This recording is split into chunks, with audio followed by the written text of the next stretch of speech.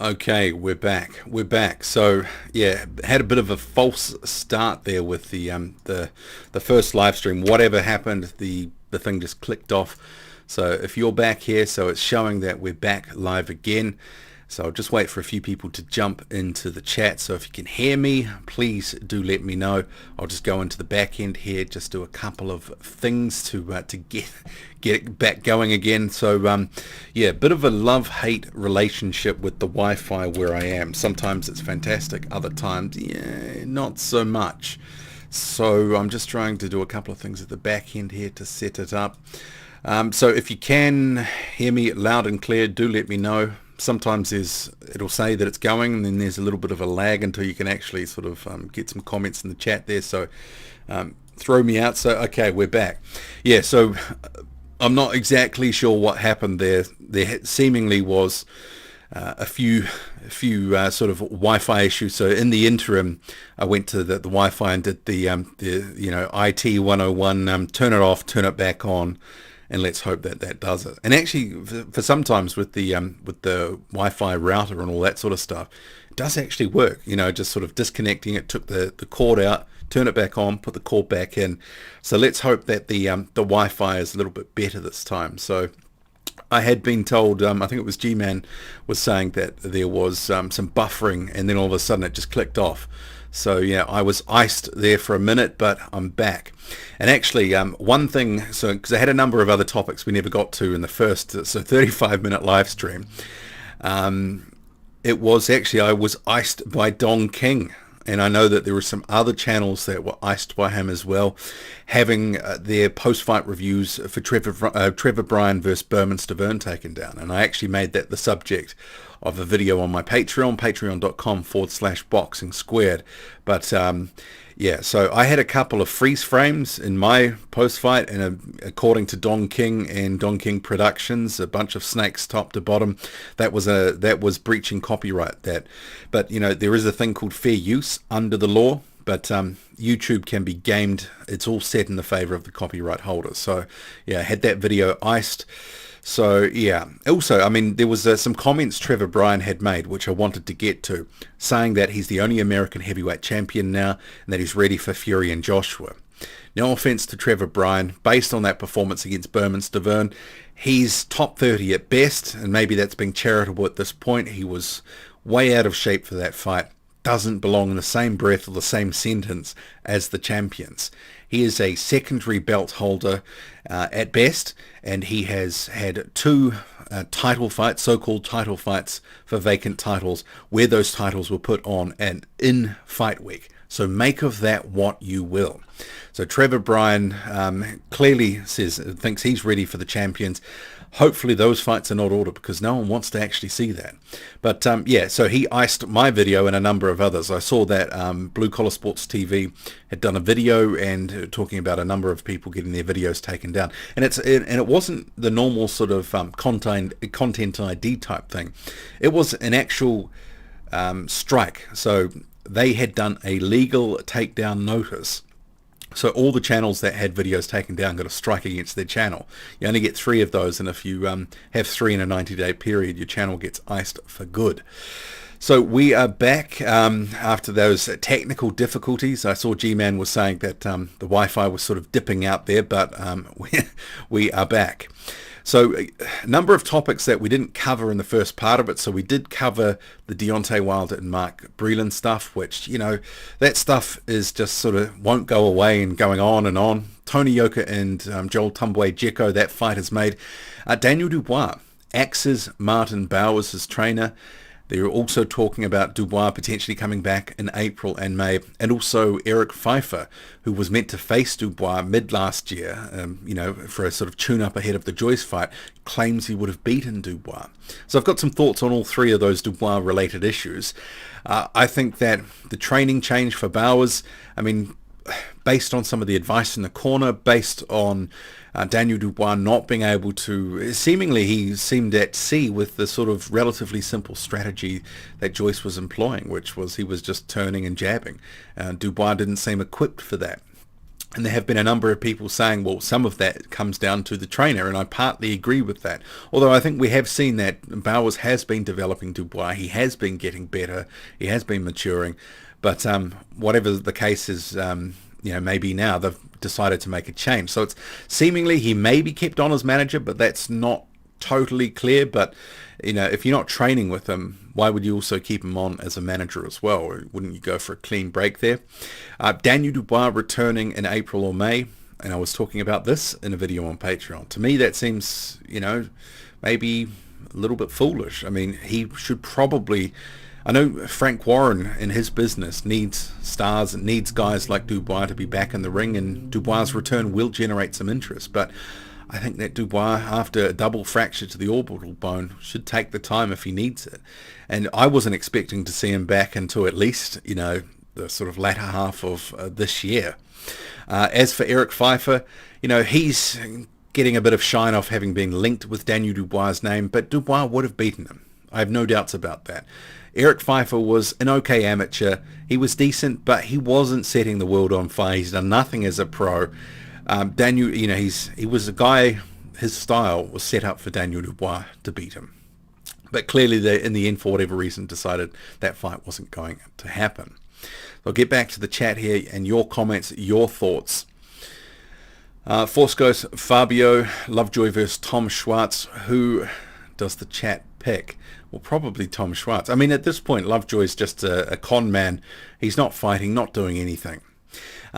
Kean says, do you watch any other boxing channels like Boxing Talk with Adi or Hatman? I watch all of your videos, and just a reminder to everyone to like the video. Yes, please do like the video if you can. 27 in the building. So this is part 2 of the live stream because the first one cut out. But there were a few people in that first live stream who were obviously really hardcore Deontay Wilder supporters who didn't like that, I was saying that some of his claims and comments of late and since the loss to Tyson Fury are nonsense, and I'm not going to back down from that. And it seems to be really funny that you can't have an opinion these days. Everything is labelled as if you don't agree with someone, and Lucas Brown's classic for this as well. If you don't agree with what he's saying, you're a hater. I don't have to agree with what Deontay Wilder is saying, but that doesn't mean I don't like him as a fighter and don't like watching him. But all this nonsense after the loss is just that, nonsense. The guy is actually, torpedoing his own reputation with some of that stuff, and it astounds me people, especially that are so hardcore supporters of him, don't understand what he's doing and the damage that he's doing to his reputation, making all sorts of unsubstantiated claims. I mean, it'd be a whole different story if it had just moved on, hadn't said anything, but that's not in his nature and his character. A lot of this with Deontay Wilder is driven by ego. He can't handle this loss, so he has to explain it away with all sorts of other nonsense. We've seen that since the loss, and he keeps feeding new excuses, new statements, new unsubstantiated claims. I mean, if you've got the proof that Mark Breland spiked your water, go to the authorities. If not, just move on. What does he get out of trying to, continually push that claim? Trying to discredit Breland? I mean, he'd already torched him and, assassinated his character worldwide after the loss. So, I'll move on from that because we have covered that. But in terms of that comment from Kean asking what YouTube channels do I watch, I would say I'm probably subscribed to about 100 channels. So I watch all sorts of different bits and pieces. I go walking quite often. So typically, though, when I'm doing that, I will, watch live streams. For example, Mixed Combat Radio, like their live streams, the Boxing Asylum. In terms of channels, just, short videos, probably one of my favorites is Blue Collar Sports TV, Mr. Boxing Today. They cover a lot of really good heavyweight stuff too. But the channels that you named as well, I mean, I think I watched every Hatman video for about 3 years before I started doing this channel. Maybe don't watch as much as I do anymore in terms of some of his stuff, but still subscribe, still watch different bits and pieces. But there's so much out there, and that's the thing. There's so many channels. So I do appreciate anyone who comes to this channel and watches my content regularly, because you have a choice and there's a lot of choice out there. So I thank you for stopping by, enjoying the content. And the live stream stuff is something more recent for me in the channel.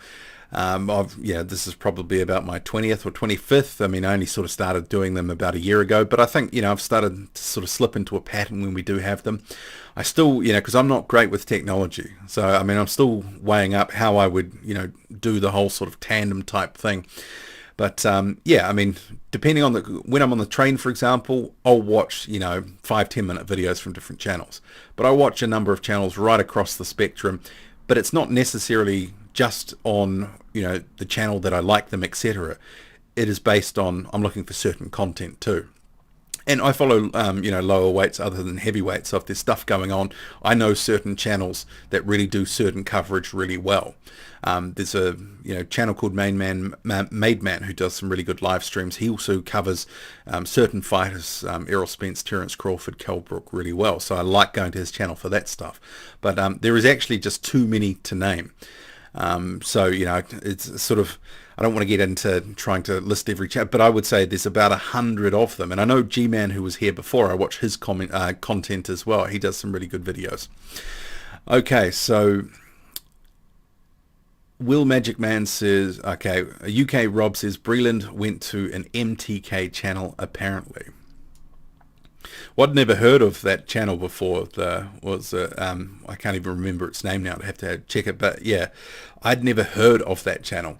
Ra says, he's talking to Adam Fahey. Steve says, Daniel needs someone like Mike Tyson to teach him old school stuff. Canvas Bed says, what have Yard and Triple D got in common? Both protected, then stepped up in class. Found wanting. Nice one, Frank. And Frank Warren used to be regarded as a guy who could really build his fighters. But with Dubois, a lot of us were critical ahead of that fight with Joe Joyce. Was the matchmaking good enough, tough enough? Had he learned some of the tests? Sure, he was sparking at guys in 1, 2, 3 rounds, but, Fujimoto, Tete, Lati, all that sort of stuff, it wasn't really the sort of stuff that was giving him much. He was picking up all these sort of trinkets, and they were saying every belt, and that was a motto. But yeah, arguably didn't necessarily do him any favors with some of the matchmaking. Zimril says, I think the Dubois issue was his trainer was giving very poor corner advice. Yeah, some of it wasn't, great, sort of saying, hey, Daniel, this is the fight game. I mean, well, what does that mean? Adam says, if you had a WBSS of heavyweights, Yoka, Hunter, Ruiz, Rivas, Helenius versus Kovnatski, Hergovich and Parker would be a great tournament. Probably too much money to get those sorts of names into a WBSS. You might get 1 or 2, but there's also promotional issues as well. So Ra says, Boxing Squared, what part of the world do you think will produce the heavyweight talent in the next 10 years? No sign of a US resurgence. Well, I mean, it sort of seems to be at the moment. You've got about 15 years ago, 20 years ago, some of those countries like Uzbekistan, Kazakhstan started really pouring a lot of money into the sport with their amateur programs. We're starting to see some of these guys come through. So it wouldn't surprise me if some of those, Eastern European sort of fringe on Asia type countries are actually going to come through with a lot of talent. We're starting to see it through the lower weight classes, but don't be surprised if there's also some good heavyweights. I mean, Bakadir Jalalov, he's a guy coming through. So Debyaka says the disconnection was a good purge. Yeah, I was running behind on the chat, so if there were people leaving outrageous comments, I didn't really sort of see them. There was someone who made some sort of comment which I did sort of bite back at. But, this is the thing. A lot of these Deontay Wilder fans say you can't have an opinion, that if you don't agree with them, that you're somehow hating on the guy. But, if you're basing your opinion and analysis on the actual words and statements coming from Deontay Wilder, and not just, stuff that people are making up, but on his own words. A lot of what he's saying, he's actually discrediting himself, and as someone was saying, he's becoming a parody of himself. So Will says Frank's bank balance will dictate when Triple D fights next, probably regardless. Yeah, I mean, I think we're seeing a little bit of that. Zimriel says Wilder is suffering from delusions of grandeur. And that's not necessarily a new thing. I mean, that's, from about 2016, 2017, there was a change in him. He did, but I think some of that was also in part because he was trying to come up with a different public persona. You know, earlier in his career, he had been the sort of, you know, happy-go-lucky sort of country boy, but he, over time, had changed that. So G-Man says, no one backs down from the Wildettes because they don't deal in facts. Fiddling says, Fiddling while Rome burns says, Wilder is a legend in his own mind. Ra says, he's talking to Adam Fahey. Steve Boxing Chat Wallet says, Wilder wrote a book of 1,000 ways of excuses to lose. I heard it. Buy one, get one free. AJ got his in ready. Lol. Joking. IB Freely has joined the chat here. He says, best boxing channel on YouTube. Consistency of news, quality delivery, and unbiased commentary. Well, appreciate that feedback. Adam says, if you had 50 million budget split across quarter, semi-finals and finals, you get many, many good heavyweight names into a tournament. Yeah, but who's putting up that money and how do they make it back? That's the issue. G-Man says, off topic, Mr. Squared, what is happening to Amazing New Zealand? Loved that stuff. So Amazing New Zealand is my secondary channel. So you can check out, there was about 20 or 25 videos that I put up last year. I simply just haven't been able to get out to film stuff.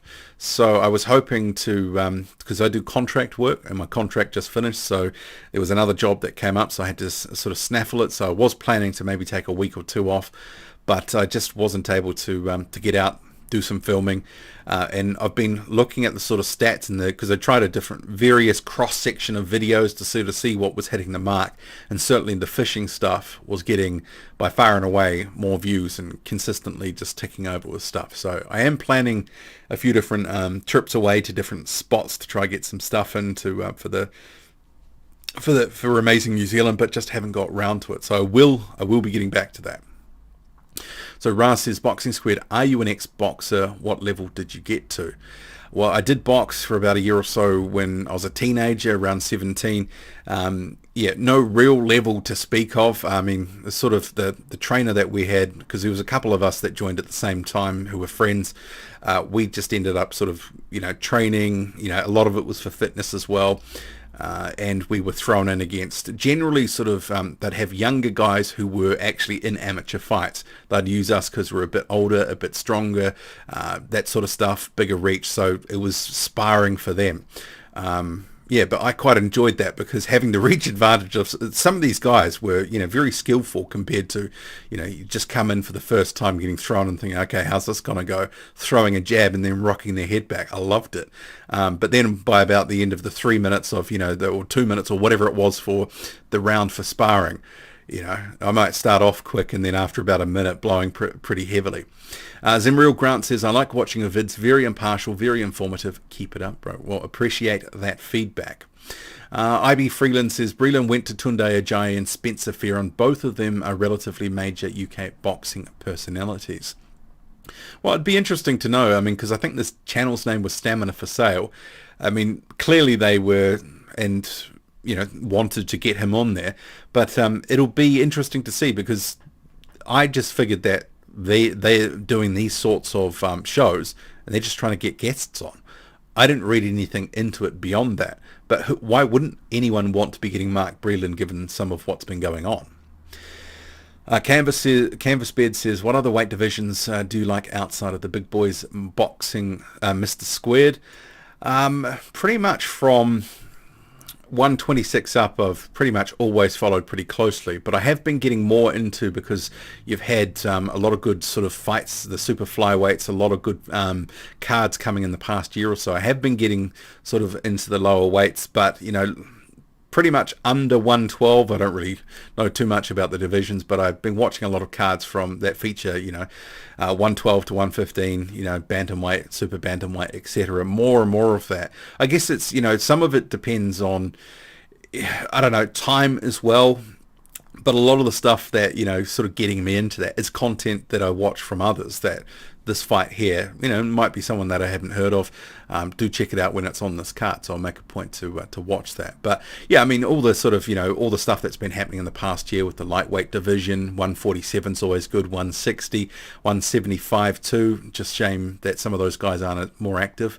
But yeah, I mean, if there's, say, these two cards this weekend, oh, the Showtime one and also Top Rank, I'll be watching the undercard fights until, you know, my fight, you know, that I'll be covering for the channel. And I'll be watching those as a fan. And that's the benefit as well of not having to watch everything and cover everything. So although to begin with, when I started the channel, it was more of a case of, okay, I want to cover, you know, division really well. I follow the heavyweights the closest, but it allows me to be a fan, you know, for the other stuff. So if there is a big fight and there's not a heavyweight fight on the card, I can not take the weekend off, but I can kind of enjoy the card, because certainly, yeah, there is a difference when you're covering a fight as opposed to just watching a fight. Not that I'm saying that it's less enjoyable, but it's just different because you're really analyzing and looking for things and, you know, writing notes, taking, you know, trying to soak it all in, you know, to deliver the post-fight review. So Nick says, big up Boxing Squared, smash the like button on the way in. Yes, please, that'd be much appreciated. Fraser Steen says, 2 likes in one stream, the demands are unending. Well, yeah, this is part two of the stream. So the first one cut off. Yeah, so if you were listening to that first one, abruptly my internet went down, so I had to go reset the wireless router, all that sort of stuff. Nick Harmer says, 40 in the chat, support the channel. Yes, please, much appreciated. Yeah, so Scares says, Jared Anderson versus Kingsley Ibeh. Is there an upset coming? Anderson ignored the power of his opponents so far. So 2 fights this weekend. Just bear in mind, I'm just going to cough for a second. No, I'll clap. I'll just have a quick bit of water there. Yeah, so 2 fights this weekend. Dominic Breazeale, Otto Wallin. I like that fight. This is the sort of, I mean, Otto Wallin's been in this weird situation since that Tyson Fury fight where he, for a lot of people before that, he was a bit of an unknown. I mean, for those who'd been following the division really closely, you know, they knew that he had some good skills, a good win against Adrian Granat. He wasn't an unknown. But, you know, for a lot of casual fans, they didn't know who he was. And then he comes in, does better than expected, but since then has not been able to capitalize. And I think part of that is they've been asking for too much. They want to they sort of think he's a top 10 guy, but he doesn't have the top 10 resume. And arguably, 18 months, or is it closer to 2 years on now, he's, you know, just been out of the public eye. He needs to actually get in the ring. And this is the opportunity. It's a showcase fight, in a sense, I believe, for Otto Wallin. There have been some people who are very pro Dominic Breazeale and think he's still got something in the tank, but based on some recent performances, yeah, I'm sort of thinking that Dominic Breazeale was a spent force. I think Otto Wallin is a younger, fresher guy. He's coming in. He's got a lot less sort of miles on the clock. Dominic Breazeale has been in a lot of wars. I think Breazeale is right for the picking, and I think this is good matchmaking for Otto Wallin for a showcase fight. Not everyone will agree with that, but I think Dominic Breazeale, this is kind of a crossroads fight for him, because if he loses, I mean, where to? I mean, his sort of aspirations of being in bigger and better contender level fights are probably done. So yeah, we'll see how he looks, but I could see this going to a decision for Otto Wallin, but it wouldn't shock me if he was able to potentially break him down and maybe stop him, but I'm not necessarily expecting that. I think this is going to be a case that Otto Wallin is going to get the win here, and I think he's going to get a pretty lopsided decision.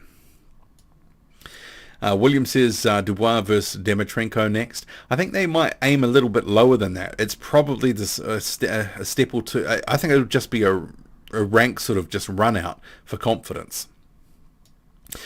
So Force Ghost Fabio says, what if Wilder has CTE? Well, some of the statements he's making, he could. Who knows? Ra says there should be a tournament for mid-level guys as well to give them competitive fights rather than getting beaten up by high-level talent. I'm thinking guys like Tom Little. I mean, if there is going to be tournaments, I mean, we've got so many silos, and I did a couple of videos on this last year on my Patreon, patreon.com/boxing squared, where I talked about, well, they've all got enough Top Rank, Matchroom and the PBC to do in-house tournaments. And that could make a lot of sense if they can get one of the sanctioning bodies behind them for something on the line. It makes a lot of sense. Will Magic Man says, Babbage is a breath of fresh air. Gotta love him. I just wonder if he's ever heard the saying, a man's got to know his limitations. Well, I think he will certainly go as far as his talent can take him. Matchmaking will be key in that. Raz says, will you meet your subscribers if they visit New Zealand? Well, I haven't ever had anyone, that's coming over here wanting to meet, so I guess I'd have to cross that bridge when I come to it. Ricky says, realistically, how far do you think Michael Polite Coffee can go? I think he's got the talent. I mean, based on that performance against Damani Rock, I mean, people have been probably taking some credit away from Coffee because of the way that Rock looked, but forgetting that Damani Rock, at one time was considered, one of the next big things in American boxing in the heavyweight division. The guy has got some serious talent, some serious skills, but clearly he's, in his training and all that sort of stuff, gone a little bit off the rails. Inactivity, he was mismanaged by Rock Nation when he was with them. But I think that was a really good win for Michael Polite Coffee. And you might go, he's a sort of top 30-ish guy based on that performance. I mean, I think there is the potential that he can be outboxed, but the guy, like a lot of guys with pop, is always going to sort of have that punch power to turn a fight. We saw that against Rock. Rock's got a chin too, and that uppercut would have taken out many other heavyweights. So Rock did well to get up. Obviously, he was pretty much done, but yeah. Marcus says, do you know anything of the new opponent for Kossobutski? No. So there's a number of these guys that we're hoping to see back soon.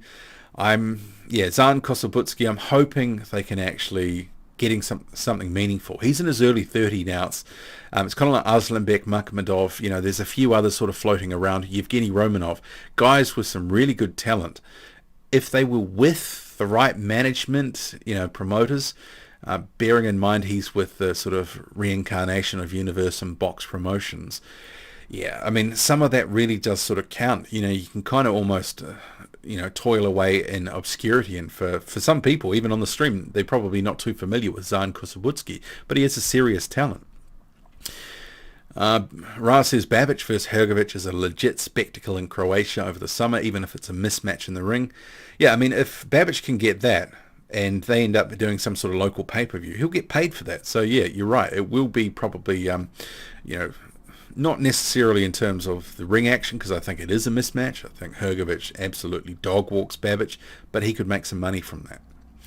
Nick says, 115-pound division is banging at the moment. Inoue at 118 is incredible. Pound for pound, number one puncher. G-Man says, do you think Jared Big Baby Anderson is the best US prospect currently? Well, if he's not, he's got to be close. I mean, I really like the way that they've been matching him too. He's actually been, comparatively speaking to other prospect level guys, and some pretty okay fights. And when you look at the next fight, which is this weekend, and I guess we'll talk about that now, you've got Jared Anderson versus Kingsley Ibeh. Kingsley Ibeh came out of nowhere. He was on some of those bubble cards back mid last year when boxing came back on Top Rank, and he had a good little run. And he really took Guido Vianello close, and I thought Ibeh was unlucky not to get the decision there. It ended up being a draw. I was pleasantly surprised, should I say, and with Ibeh seemingly he was getting better fight to fight. This is not a sort of a fight. Someone was raising it earlier that Jared Anderson hasn't been taking, too much notice of his opponent's power and sort of been, just sort of going through them and, not respecting them. Kingsley Ibeh is that banana skin type of fight almost, and we saw that with Guido Vianello. He does have talent, he's got some skills, and for a big man, he moves really well. He's got some decent skills, and if he's continuing to improve, he can make it quite tough and awkward. Although, in saying all that, I am expecting Jared Anderson to win. I think, we've seen enough now to know, he's got good speed, the power's okay, he moves well, he can switch to southpaw. I think some of there might be a skill difference, and if he's able to sort of mix it up on Ibeh, he probably will turn southpaw at some point for different stretches. It's going to make it very difficult for Kingsley Ibeh. Yeah, Jared Anderson is, bearing in mind he's only 21, he's only going to get better and better, but I was a little surprised they matched him this tough at this point, but I like it. I mean, I like this sort of matchmaking, because you kind of, you think Anderson's going to win, but, actually, Ibeh's not out of this. He's got more than a sort of puncher's chance. It is sort of good matchmaking for this point. So Debiaka says, I'm seeing Povetkin at 300 plus 300 underdog for the rematch. Thoughts? Well, I mean, it could all go similar as to the first fight. White dominating, beating Povetkin up, and then be over in a punch. That's what happened in the first fight. Could totally happen again. Will Magic Man says, Boxing Squared's channel is based on quality, not quantity, a dedicated heavyweight channel. What more could we ask for? He's a fantastic researcher, puts a lot of time and effort in just for us. Well, it's in part for me as well, because when I started the channel, part of it was for my own sanity as well. But I appreciate that comment there, Will Magic Man. That's great feedback. I appreciate that. When I started, I was in a job that had zero creativity, and I just wasn't using my mind and analytical skills in the way that I wanted to. And I'd been watching for years YouTube videos and of boxing, all that sort of stuff, and I was like, I think I could do that. And having been a former journalist in a past career, I thought I think I could make a really good fist of this. But I think the channel was certainly involved in terms of the content, because I didn't know how to use the editing software at all when I first started. So it's been all a learning process, and from year to year, I think different things are. I mean, for example, for the first year or so, I had no idea how to create thumbnails and other bits and pieces. So it's all those little things that I'm trying to, improve over time as well. So Jiho says, I see Valene stopping Breazeale late. I could potentially see that. Ibeh Freely says, if Kovnatsky loses to Helenius again, do you think Pulev might be a good fight for him? I feel Bob might let Pulev go now that he got beaten in devastating fashion. I just thought that Kubrat Pulev might retire. What's left? He's not going to get another title shot. I wouldn't see it. So, but if Valene and Pulev, that's not a bad fight. I wouldn't mind seeing Pulev versus Alexander Povetkin. That's sort of a natural fight that probably should have occurred over the years, but never did. Will says Breazeale is too lethargic. He certainly can look, as Mr. Boxing Today always used to say, he's Dominic Breazeale was a Coke bottle fighter. You could throw a Coke bottle from the back of the arena and hit him. He's just kind of that guy. He just takes a lot of punishment, easy to hit. He is slow, but he does have power, and we've seen a lot of guys get hit by that. Isu Gono probably the best example, and changed the course of the fight. Even Carlos Negron, I thought he was probably beating Dominic Breazeale. It was at least a very competitive fight that he was in. Then he took a couple of shots and it was all over.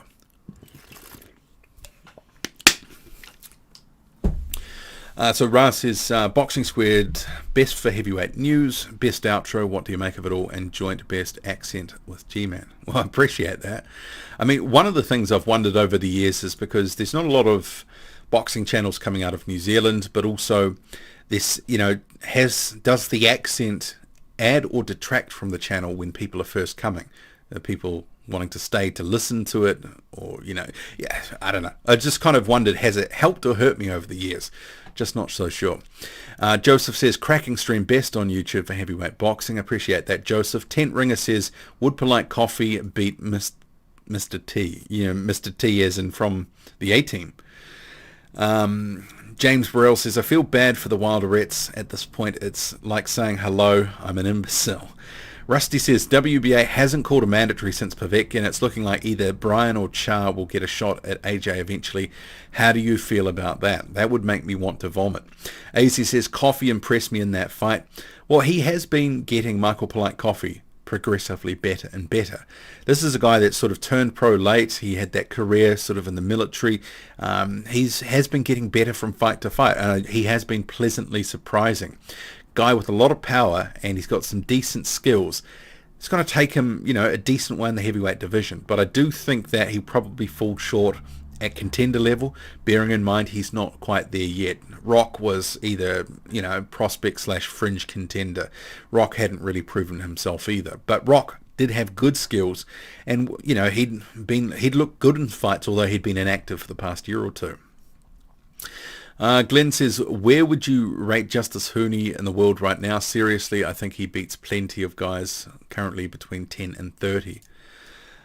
I would say based off just what he's done, he's probably at minimum inside the top 50, but, we need to see more. Jim says, hello to Jim Blomqvist. He says, did you say Valene versus Brazile is this weekend? I thought it was next weekend. No, it's, February 13th. So that is this weekend, I'm pretty sure. And then we have Jared Anderson versus Kingsley Ibeh over on Top Rank.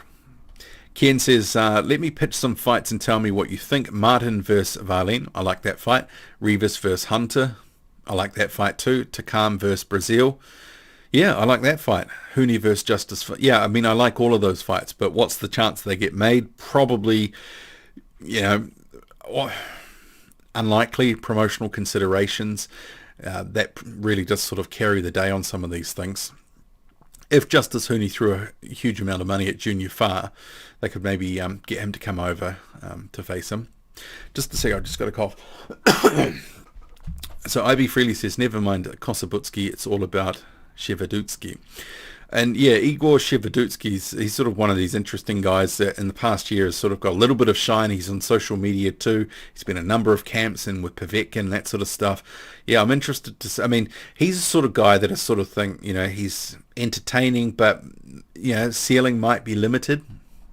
Yeah, as Ibeh Freely says, the Ukraine butterbean. Ivan says, what do you think about Joseph Parker versus Kuzman? I think Joseph Parker will just box rings around him. Kuzman's just too flat-footed.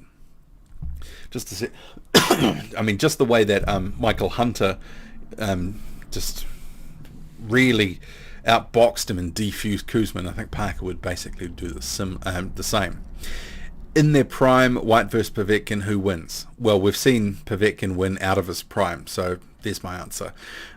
J. Kenneth Frack says Povetkin comfortably, but Povetkin is far from prime. Jim says Povetkin versus Pulev would have been an excellent fight. That kind of feels like that should have happened about 2013, 2015 range, somewhere around there. Charlie says, I've tried to follow a number of boxing channels, but I've always stayed with Boxing Squared. Maybe it's the voice, maybe it's the beard, who knows? So are you also saying in the same breath that you've tried to leave as well? I mean, just clarify that, please. Benjo says, I'm English, and I think you should have, you have the best voice on YouTube. I think you should be a pundit or a commentator. Well, I appreciate that. Not really so interested in, see, I'm sort of at the stage of my career where in real life that, because I do contract work, so the money's actually, it's decent. So the YouTube stuff is, I don't want to say it's a hobby because, obviously I'm really invested in it and running a channel and having done, I think it's 16 or 1700 videos for the channel. It's more than just a, passing sort of dalliance or something like that. But it is a case that I have to, if I could, I'd like to, it'd be great to be full-time, but I would probably have to make some trade-offs. And I'm not pointing any fingers or anything like that, but I have seen some channels that clearly went from hobby channels where it's, do a video, 2 videos, 3 videos a day or something like that, most days of the week, etc. Then they've gone full-time, and in my view, the quality's dropped because YouTube's all about volume. It's the more videos you do, the more money you make. And that's where the clickbait videos come in. The clickbait titles, all that sort of stuff. And that's totally turned me off some channels that I've, had watched, and then I've been like, they've clearly gone full time. They're just reporting on anything and everything, and some of it becomes pretty, sorry, I've got a cough again. Must have a piece of dust in my throat or something. Just have some more water. Yeah, so I've seen some channels that have gone full-time that I've sort of thought maybe it wasn't the best thing in terms of, make some videos unwatchable. Force Ghost Fabio, off topic, hope New Zealand is getting back to normal. Well, things have been normal here for a year now, pretty much, or 9 months. I mean, no, what is it, February now? Yeah, I mean, we had a lockdown for about a month, ended in April.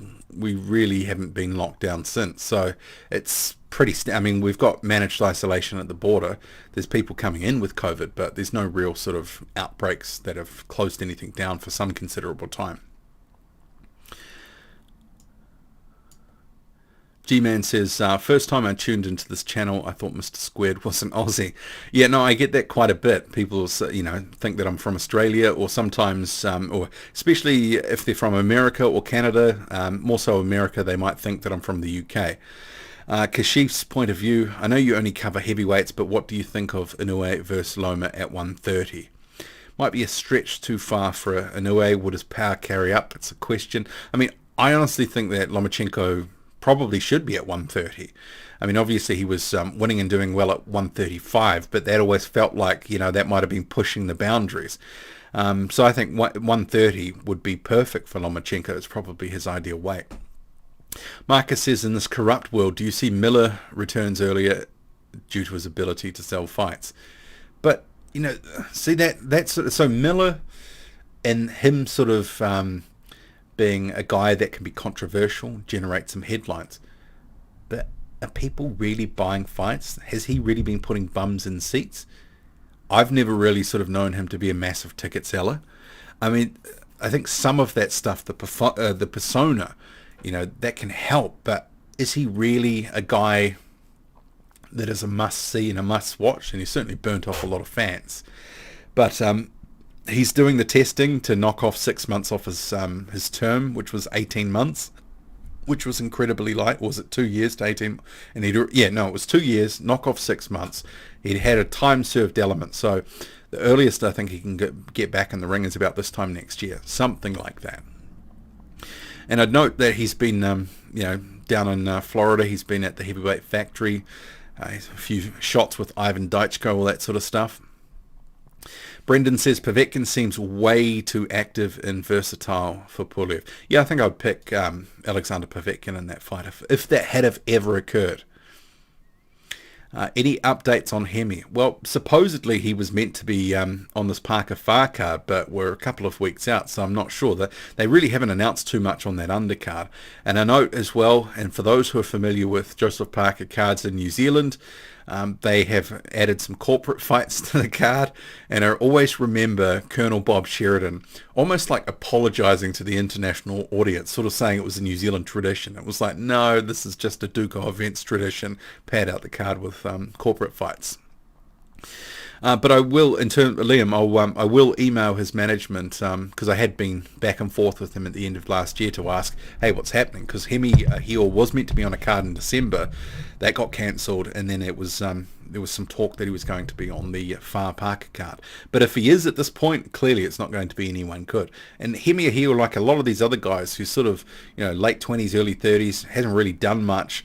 For whatever reason, management or issues, that sort of stuff, matchmaking, he needs to kind of be in some fights now rather than just, some of the fights that he has been in, that sort of Ali Qaiden in Saudi Arabia. I mean, it doesn't really do anything for him. Will Magic Man says that intro. So if that's referring to my intro, and actually I've been getting a few comments actually from people recently saying, hey, what's the name of that song? So that was actually one that I had a guy make. So yeah, for I think it was $50, which I think was $50 well spent. And the reason that I had it made was there was a huge number of complaints about my previous intro, as someone described it, creepy clown pastor music video, which was a I loved that song, but the other one, but there was just a part of it, the intro that I used for my intro, and there was some certainly divided views about it. But I think I've had this intro for about 2 years now. So Brendan says Loma is too big for Inoue, for sure. Yeah, no, I agree with that. Ra says, Boxing Squared, if it was possible to get all the top 10 heavyweights in a round-robin league, who would win? Well, I think my comment on that is that would be hard to say, because if they were in a league, you're actually going to see some results you probably don't expect, and there's probably someone who would emerge that maybe people wouldn't expect. I think if they were all fighting each other, sort of a la the UFC, and records and all that didn't matter, you were just getting decent paychecks, whatever. I think the sport would be all the better for it, but obviously, as we know, it's sort of set up, a certain way. So topheavyweights.com says Boxing Squared is top. Hit that like. Yes, please. So if you don't know, topheavyweights.com has a website. So he runs all sorts of heavyweight content, including some of my own. So I thank you for that. AZ says, silky smooth Boxing Squared voice. I appreciate that. Charlie says, never left, just broadened my subscriptions. I only follow you, Sporting Icons, and Multimedia now. I had wondered though, because that Motivedia guy, that's not his voice. He pays a guy from Pfeifer or one of those, sort of sites to voice his videos. And I had actually wondered, should I actually, for a couple of videos, hire that same voice actor and maybe do a parody or, something like that. Some sort of, I've just been toying with that idea. I think that'd be quite good. Or even doing a video about the YouTube boxing scene as a sort of satirical type thing, using that guy as the voice. Probably wouldn't make any money and, would lose heaps because that guy's expensive. So, but Motivedia obviously makes a lot of money from the sort of videos with the fantastic editing, so, well done to that guy for building his channel in the way that he has. So AA Boxing and Blunt says, I just coughed at the same time. Mine was smoke related. Yeah, I'm not sure what mine's about. It feels like I've got a piece of dust in my throat or something, and it's sort of a bit scratchy back there. Hopefully I didn't inhale something dodgy.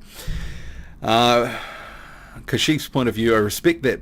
Okay, talking to someone else. Why not do a live stream to cover the Parker Farr fight? Well, I'll probably do just a post-fight video. So a few people would ask me, was I going to be going to that? So that's in the city at the different end of the North Island. Because of COVID and a few other factors, I've sort of not sort of cashed up to sort of, because it's quite expensive going to Auckland, doing a whole sort of staying in a hotel for a couple of nights, that sort of thing. I mean, COVID knocked me for a six, so yeah, still sort of digging my sort of way out of that sort of financial sort of situation, but the light is at the end of the tunnel. And a lot of people have sort of done it quite tough, and I guess this is just life. You just got to get on with it and deal with it. Adrian says, I was just checking out Jared Anderson, looking at US upcoming heavies, and seen this. Random. Might as well stay. Yeah, Anderson definitely is one to watch. You could say if he's not the number one sort of heavyweight prospect coming through for the United States, he's certainly close. Buddy says, West Coast Kiwi here. I enjoy hearing a Kiwi accent and more laid back, honest commentary to the greatest sport in the world. Thank you for joining us, Buddy Ray. G-Man says, hope that dry cough isn't COVID, big man. Unlikely to be COVID. Boxing Finland says, please Boxing Squared, put the original song back, or this new second is very annoying. Well, actually, I had far more complaints about the old one than I ever have had about this new one. Some people tell me that they really enjoy the intro, that it gets them, with the guitar and stuff, it gets them hyped up. Top Heavyweights says, do you think that some top heavyweights would rather sit out until they can get the paydays they want? Yeah, I think, and we've already sort of seen some of that too, but then they've been forced into certain fights because of cards and other things. But I think PBC delayed some cards at the end of last year, pretty much for monetary reasons for their heavyweights. Most of the heavyweights sat, and I think that was down to money, that without fans you can't put bums in seats. It's hard to sort of pay them sort of money and make money on the card, especially within the broadcasting funding envelope that exists. Kashif's point of view says, when is Miller back? Maybe about a year or so. G-Hill says, what promotional company would even accept Miller at this point? Well, someone will take a punt. Top Rank took a punt on Miller. Someone at some point will do it again. And it'll be like it's all forgotten. And let's face it, boxing fans, including myself, we show our outrage, and we're sort of when something happens, but a lot of that fades over time. Even now, I don't feel the same sort of rage about Miller failing another drugs test that I did at the point that it happened. And I mean, this is the point. It's sort of like the same with Deontay Wilder and Jarrell Miller. I don't hate those guys. People have been accusing me of hating on those guys, but they've, their actions, their statements, and, in Miller's case, another failed test, to comment on that, analyze that, and be critical of that, the stuff that's happening, it's not hate. I like watching both those guys fight, but some of their actions, come on. So First Round Boxing says, do you know anything more about Far's health issues? Seems a good fighter, but gasses after like 30 seconds, which is surely down to health issues. Yeah, I mean, I think we're not going to find out anything about his health issues until after the fight. And they may end up sort of, I mean, I hope this is not, because for those who may have sort of not been aware of the backstory, so a couple of years ago, Far had some sort of internal health issues. I think he had a part of a intestinal bowel or something. There was something that they took a portion of out. It had been, certain things weren't going well, so then he was sort of back, and just ahead of when what would have been the Parker and Far fight in December 2020, something emerged. He went for some minor surgery, whatever that means. So hopefully we're not going to hear that he wasn't healthy after the fight, because clearly we don't want to hear that, because it will sound like an excuse, but clearly something hasn't been right. What it is, we probably won't hear until afterwards. So IB Freebie says, don't praise the UFC pay scale, please. UFC fighters are severely underpaid. I'm not praising it, but what I'm saying is there seems to be less limitations to making fights, meaningful fights. I mean, I would rather see the matchups getting made than not, which happens in boxing. I mean, how many guys have we seen get to 20-0, 30-0? We don't really know how good they are, and that's the problem.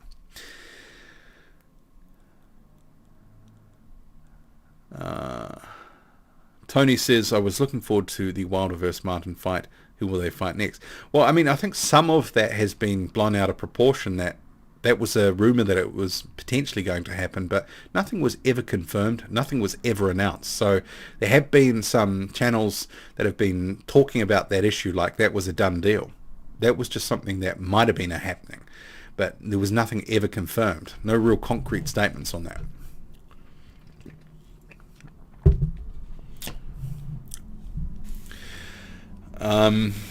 Will says, do a video of your whole career in journalism, BS, like a biography. Get that voice actor to narrate. Beautiful pictures of you camping out on the lakes, etc. would be great. Not sure people would be interested in a video career of my journalism career, should I say. Yeah, I mean, I was a journalist in radio, and yeah, I mean, I had some good stories and other bits and pieces, and a couple of things that are up on Patreon that I sort of talked about. But other than that, it's probably not worth it, really. Deb Yucca says, Squared, hopefully we'll resume the Manuel Char content soon. Well, we'll have to see what happens with Char and the so-called fighting Trevor Bryan within 120 days. You just know now that Don King has gotten Char out of the picture. He's got Trevor Bryan, that vacant title, for a fight against Berman Stavern, who should have never been in there, hasn't won forever, was 42, didn't deserve a ranking. I mean, how does the WBA justify that, but then say he's, a qualified candidate to fight Bryan? I could see the same thing happening again, that they've got another heavyweight that they line up, and who knows, maybe it'll be Bryan Stavern too. It wouldn't sort of shock me in the least. Or they try to sell Trevor Bryan that belt to someone else for a big payday. Jiho says, Michael Hunter recently called out Martin Ortiz. Him versus either of them would be good little scrap. Yeah, Michael Hunter doesn't really have any leverage to get any of these fights, though. That's the thing. He's kind of off on his own. He's at a certain level. He probably wants to be paid at a certain level as well. He's going to be one of these guys, I think, that is going to sit for too long and maybe miss out on some of his career and opportunities he could have had if he'd have sort of signed somewhere. I mean, he probably needs to be with a big promoter, let's face it. Just going to cough again. Apologies. Can't stop coughing. 81 in the building, so wherever you are, morning, noon or night, thank you for joining me. So smash that like button if you can. Ken says, I love a live commentary of the Parker fight because a lot of commentary seems quite biased and you seem very genuine.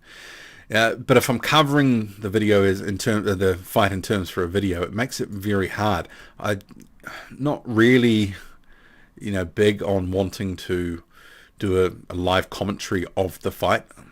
Yeah, I just sort of haven't really sort of taken that sort of line.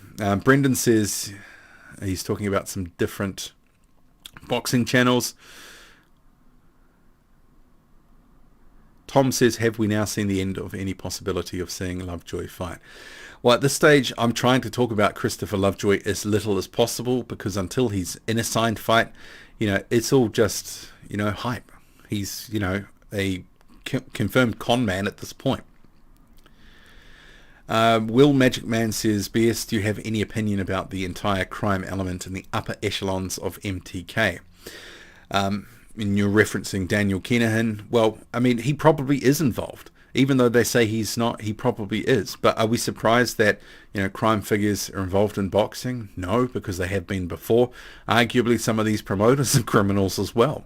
TopHeavyweights.com, Jared Anderson would probably defeat Trevor Bryan. Yeah, I'd pick him to beat Bryan at this point. But then again, I'd pick probably the top 30 to beat Trevor Bryan. Bryan is just, I think top 30 at best. Boxing Finland says, big dose dope Miller should delete his all wins all on dope. Well, that's the question now, isn't it? Jeremy says, like and subscribe, people. Yes, please. First Round Boxing says, can you make a Joseph Parker vs. Junior Farr Rocky montage with the side-by-side training? Well, I guess in terms of that fight's coming up in a couple of weeks, I probably will do some coverage, so I'll make sure to do some split-screen stuff for that. Will Magic Man says, BS the modesty, we all love your channel and there isn't a thing you can do about it. Well, I mean, that's the hope, is that people do like the content, do tune in, do watch. Fraser Steen says, who is the highest ranked fighter you think Babbage the Savage would have a good shot at? Well, I mean, I think Alan Babbage, the matchmaking's been pretty good so far. He did surprise me a little bit against Shondell Winters, but at 40 years old or 39, Winters, he was what he was. I mean, maybe that says more about Joseph Parker. Perhaps should have been more aggressive in their fight earlier in the year in 2020. First round box, but in terms of who he could beat, the highest ranked fighter, I don't know. We need to see him in with someone at least with a pulse, not someone where it's matchmaking and you think, yeah, Babbage is the favourite and for these reasons. If he was in a 50-50, we would certainly see where he's really at, because I don't really know where his level is at, and that style probably is only going to get you so far, but it might be effective against some guys. First Round Boxing says, Jared Anderson is great. I'm sad he's fighting my boy Kingsley Ibeh. I'm looking forward to that fight. Actually, I'll just get back to my list just to sort of see. There was a couple of other topics. I'll just throw them out here. So there's been talk of Oscar Rivas returning on the 16th of March versus a sort of mostly cruiserweight Silveira Luis. 8-5 record. They actually fought in 2012. Rivas got a split decision. Simon Kean and Adam Braidwood have been trading sort of barbs on social media. They've previously fought. They're, maybe talking about a rematch, and the sort of discourse on social media is getting a little bit tetchy. What do you think about that potential fight? What do you make of Oscar Rivas returning potentially again? And this is the reason they'll say that this is, with a split decision by Rivas against this, who is a journeyman. That it's justified and that Rivas is cleaning up, because some people might have, I haven't seen that fight, I must say. But a split decision, you could argue that obviously it must have been close, and perhaps some could have thought it was either a draw or went the other way to Silveira Luis. So, yeah, I'm a little bit torn about Oscar Rivas because of the whole WBC bridgerweight thing. I've kind of, in my mind, been considering him as not in the heavyweight division. But for the other three main sanctioning bodies, he is. So I'm a little bit torn about how to sort of consider him in the context of the content that I do on the channel. So, yeah, we'll have to see. So that fight looks like it's likely for Rivas on the 16th of March versus Silveira Luis. Kean and Braidwood 2, a possibility. Murat Gassiev potentially returning to the ring in March or April in Russia, and it will be in Russia according to a spokesperson for Gassiev. Trevor Bryan, he has been talking about, and sort of was briefly raised that before the first live stream cut out. He's talking about he's ready for Fury or Joshua, the only American champ, bring them on. Doesn't deserve to be in the same sentence or same breath, and possibly not even on the same undercard based on what we saw against Stavern. And as I was mentioning, my post-fight video about Bryan and Stavern, I mentioned this briefly in the first live stream that got cut, that got taken down. So that was Don King Productions, scumbags from top to bottom, manually detected it. So I had a couple of screenshots from the fight. Others as well had their videos taken down. Just shows you the sort of people involved in that organization who have no idea what fair use is. It's how dare anyone else make some money talking about this fight. Don't have a lot of time for those clowns. Breazeale, Otto Wallin this weekend, Jared Anderson versus Kingsley Ibeh this weekend. That's pretty much the only action this weekend. So your thoughts and comments on any of those topics.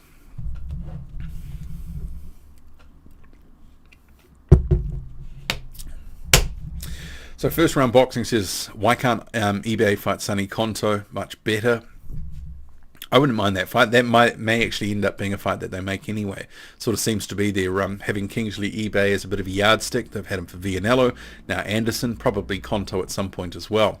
Konto seems to have had he was out for a bit injured. I'm not sure of all the specifics, but he is back training. I have seen a few clips. G-Man says Don King has a special relationship with the WBA. He has dirt on them. He's clearly got something on them. To be able to pull the strings, he must really have, know where the bodies are buried, and he probably helped put them there. So yeah, he's got something on them for them to continually, bend them to his will. Marcus says, I like your comments about Don King and Trevor Bryan on Patreon. Appreciate that.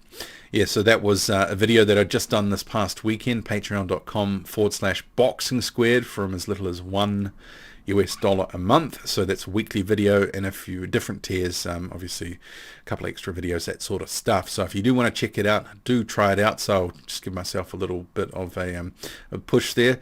Probably don't talk about it enough. I do pin it as a comment sometimes, but yeah, exclusive content on Patreon if you do want to check that out. Topheavyweights.com, Alan Babbage versus Trevor Bryan. Who knows? That could be fun. That could be very fun. Very competitive. G-Man says, okay, talking to someone else. Boxing Finland says, do you watch ever Boxing Bros USA? It is a good laugh. Yeah, I am subscribed to them, but I would probably like a lot of you guys that are sort of tuning in now. There's almost like I have tiers of YouTube channels, and it's not because I don't, so I'm subscribed to about 100, as I think I mentioned earlier. It's kind of like I listen to, I have like what would be 3 or 4 that I listen to every day, maybe. And then maybe there's another 5 or 10 that I listen to every few days. I don't necessarily watch every video or watch every day. And then there's probably another, that sort of goes down like that. And then there's some that I'll just check out because I like their live streams. And, it's an hour, 2 hours. That's a perfect length for a walk, that sort of thing. Fiddling While Rome Burns says, the fight I'd like to see is Parker versus Joyce for the WBO. That'd be an interesting fight. It doesn't sound like we're going to get it. It seems like, it sort of almost seems like they've managed to shoehorn Alexander Usyk into a fight with Joe Joyce. Not official. Frank Warren's giving up positive sort of signals that it'll get made. But there is a case to say that Alexander Usyk, could he take some legal action? And we really haven't heard too much from the Usyk side. So, yeah, I'm sort of wondering what's going on there, what they may look to do. Tony says, Michael, debater of everything, presenter of nothing, says Oscar Rivas dropped off the face of the earth. Well, after that, lost to Dillian White. He really did. He hasn't fought since. So this is kind of just a tune-up for him to get back into things. But they were hoping that he was going to, with the WBC, they were pushing him to get the mandatory spot. They were hoping to get him, in a rematch or other bits and pieces, and none of it really panned out. And now he's basically lost, over 18 months now. Apologies. Can't stop coughing. Tony says Michael Hunter versus Charles Martin would be a good fight. Yeah, I like that one. Topheavyweights.com says if Rivas plays along with Crazyweight, he's no longer worth talking about it. Yeah, and that's kind of the way that I sort of feel about it. But then if he's at 224, well, that's still heavyweight for 3 of the divisions. But even then, Rivas is a guy who's like 240-ish, decent chunk of his more recent fights. Is he going to be able to, get down comfortably? Because, he's a pretty sort of muscular guy. I mean, he would have to be surely losing some muscle to get down to Bridger weight. I mean, doing it the right way. Liam Roskell says, when are Matchroom going to start matching some of their heavyweights against each other? Just more rinse and repeat. Yeah, I mean, something I've been talking about for a while, that they've got all these heavyweights, they've got this talent, they just need to start pitting them against each other. You can say the same for Top Rank as well. You can't really sort of say the same for PBC, because that's part of their model is, you know, a lot of in-house heavyweight fights. So we have got a lot of good heavyweight fights out of them. But yeah, I'm sort of sick of seeing the Zhili Zhang versus Devin Vargas and, you know, that sort of stuff. It's, you know, come on, you know. Arguably, Zhang, who was announced in a recent fight, I mean, what are they doing with him? You know, I wouldn't mind seeing Zhili Zhang versus Huey Fury, Filip Hrgovic versus Martin Bakole, all these sort of fights that are there if they want to make them. Tent says, Don King controlling the insatiable demand for Trevor Bryan. Yeah, it must have been all 47 of us who bought the... I'd be interested to know, what did he promise Bryan for that fight? Was it based off a cut of the pay-per-view? Because he probably, you know, didn't make much if it was. Liam says, Hrgovic versus Bakole might be happening. Huey Fury versus Wardley would be good too. There's all sorts of fights they can make. Hopefully they do.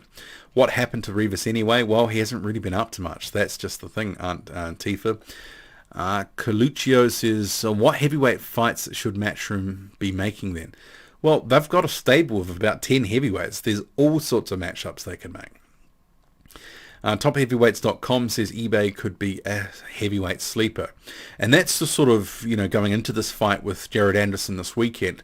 Is he a banana skin? Because he was almost the banana skin for Guido Vianello. And in my view, arguably, he beat him. Skorsh says, Jared Anderson got hit very frequently. Do you think Ibeh will land on him? I'm a little bit worried and hyped.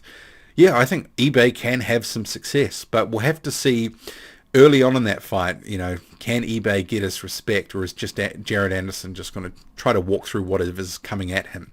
I mean, I was thinking against Rodney Hernandez, okay, he's getting everything that he wants. Hernandez getting a little bit away on him, and then out of nowhere, the sort of stoppage. And because I have had a question, what sort of power has Anderson got? Is he still sort of growing into the man's strength? But he's got pop, but, you know, I don't necessarily think he's that massive one-punch KO puncher. Smack says Konto fights a week after Anderson, and hopefully he can get through that and get into, because it kind of feels he's been a little bit stop-start, but yeah, he's got a lot of talent too. Adam says, put in a legal case with the WBC after the white fight regards drug testing and Glovegate at Aunt Tifa. Okay, for Oscar Rivas. Yeah, he appealed at the WBC convention about the gloves issue, the swapping of the gloves, and they never saw the gloves that White wore on the night, all that sort of stuff. And they did actually boost him up the rankings, but then over the course of the last year, he just kind of just fell back down, so he never used it. Caesar himself says Makhmedov back on March 30th, no opponent listed yet. So he's going to be in a card that's a Golden Boy card, so his first fight on his co-promotional deal, so he'll be utilizing that. So he'll be on DAZN fighting in the United States. So hopefully they can get him a halfway decent opponent, because he's, you know, the Julian Fernandez, Samuel Peters of the world. He's done with that. He's got to start climbing up. Noah says, have you heard from Andy Ruiz? Not personally, and he hasn't been doing a lot on social media, but I've been seeing some clips, some of the ones that have been doing the rounds on social media, that either Eddie Reynoso or Ryan Garcia has been putting out clips from camp, I should say, and Ruiz has been like on the treadmill or doing weights or, you know, that sort of stuff. He looks in, you know, decent condition, but the proof will be in the pudding, because as we know, Ruiz can fluctuate as well. But this is with Reynoso. This is whatever the fight that they make, and could still be Chris Arreola. It's a trial run for both. You know, they can see what the fit is like, but Reynoso, he won't put up with any, you know, shenanigans from Ruiz in the gym. But I never expected shenanigans for this first fight because Ruiz will be on his best behaviour. It's more sort of when he gets comfortable in the next sort of fight or two and then maybe starts doing his own thing. It sort of seems to be a bit of a pattern with Ruiz. But with Canelo being the top dog in that stable, he's not going to put up with Andy Ruiz. And I'm sure he's made it known. This is the expectation. If you're here, you're in this camp, you're working. You're not sort of, blowing off training and disrespecting us. Caesar himself says, who should Makhmudov fight next? Well, I mean, there's plenty. I mean, it's one of these cases. Arguably, he's past that sort of just gatekeeper level type fight. He needs to be fighting someone that is arguably at least close to where people are. Because, we can kind of have all the sort of hype in the world, but we're still establishing Makhmudov's level. I mean, it would be a fight that would make a lot of sense, at least in terms of being potential spectacle, would be Michael Polite Coffee, but because of promotional concerns, it's probably not going to get made. I wouldn't mind seeing at some point him versus Mihai Nistor. They're in the same stable. It could be made, but Nistor has his own ambitions. But I've been looking at him on social media. It doesn't seem like he's in great shape. Not that he's ever in fantastic shape, but yeah, I've sort of thought, But Nistor was a good amateur. We know he had that win over Anthony Joshua, but I think they could make that fight at some point. But Golden Boy doesn't have a lot of heavyweights on their books. So probably for March 30th as the first in the United States in that co-promotional deal, it is boxing. Expect a journeyman of some description. I think that's probably just what it's going to be.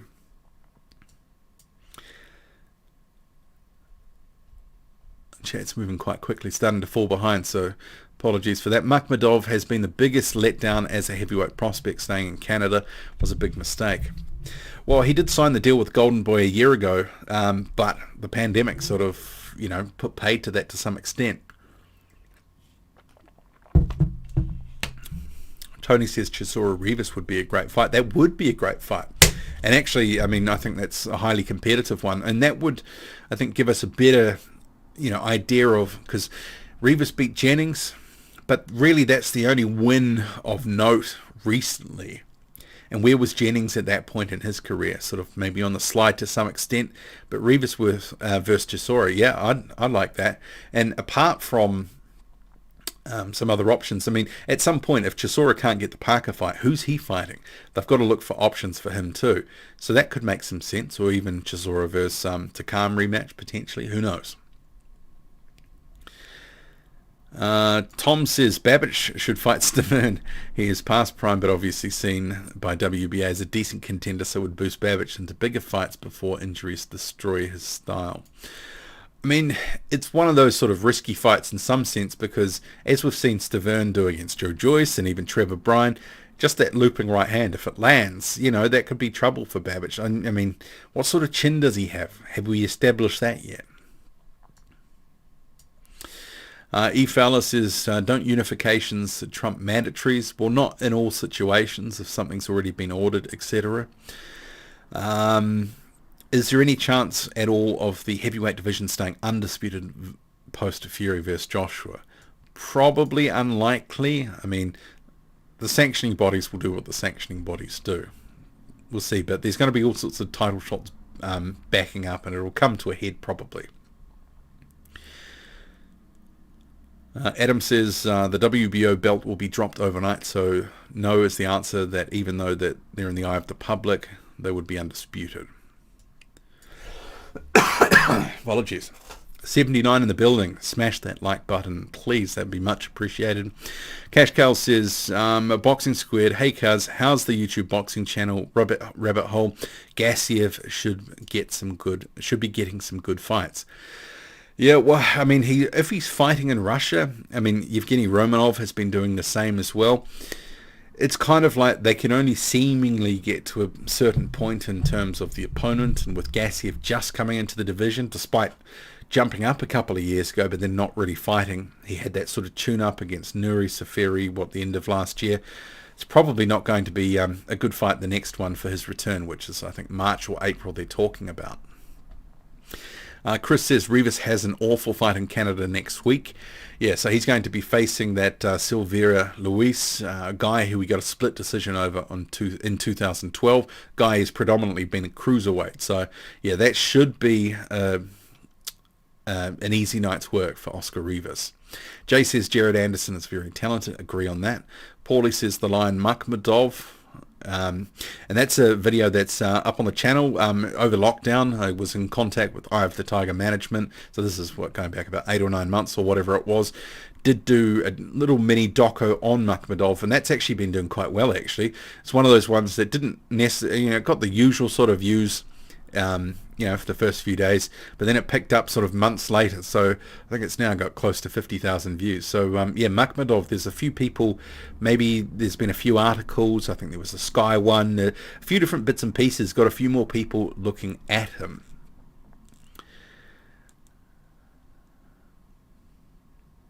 Ra says, why haven't PBC or Top Rank picked up Hunter and pushed him? He can seriously threaten the UK stranglehold on the heavyweight division. I think some of that just comes down to money, that they probably don't want to pay him what he wants to get paid. I think it's probably that simple. A lot of things in boxing end up boiling down to money at the end of the day. Eddie says, I want to see Yoka take a hard hit and recover, then I will be sold. Yeah, that's one of the things that I was hoping to see against Dubois, but he washed him in a round. I wanted to see Yoka tested a little bit.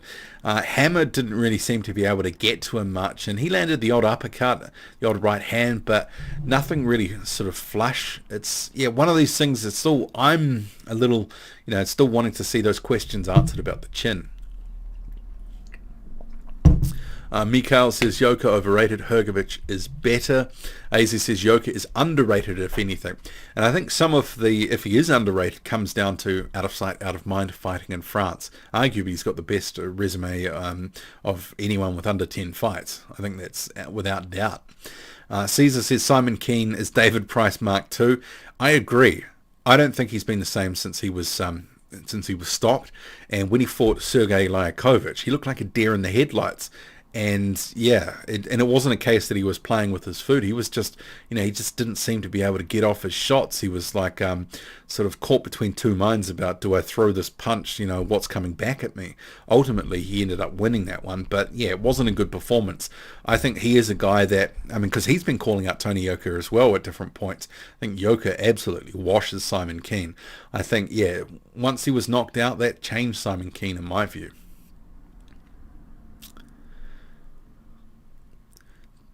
Wilder versus Ruiz Jr. would be great fight. Should be easy to make. Would that be a pay-per-view worthy? Yeah, I think it would be.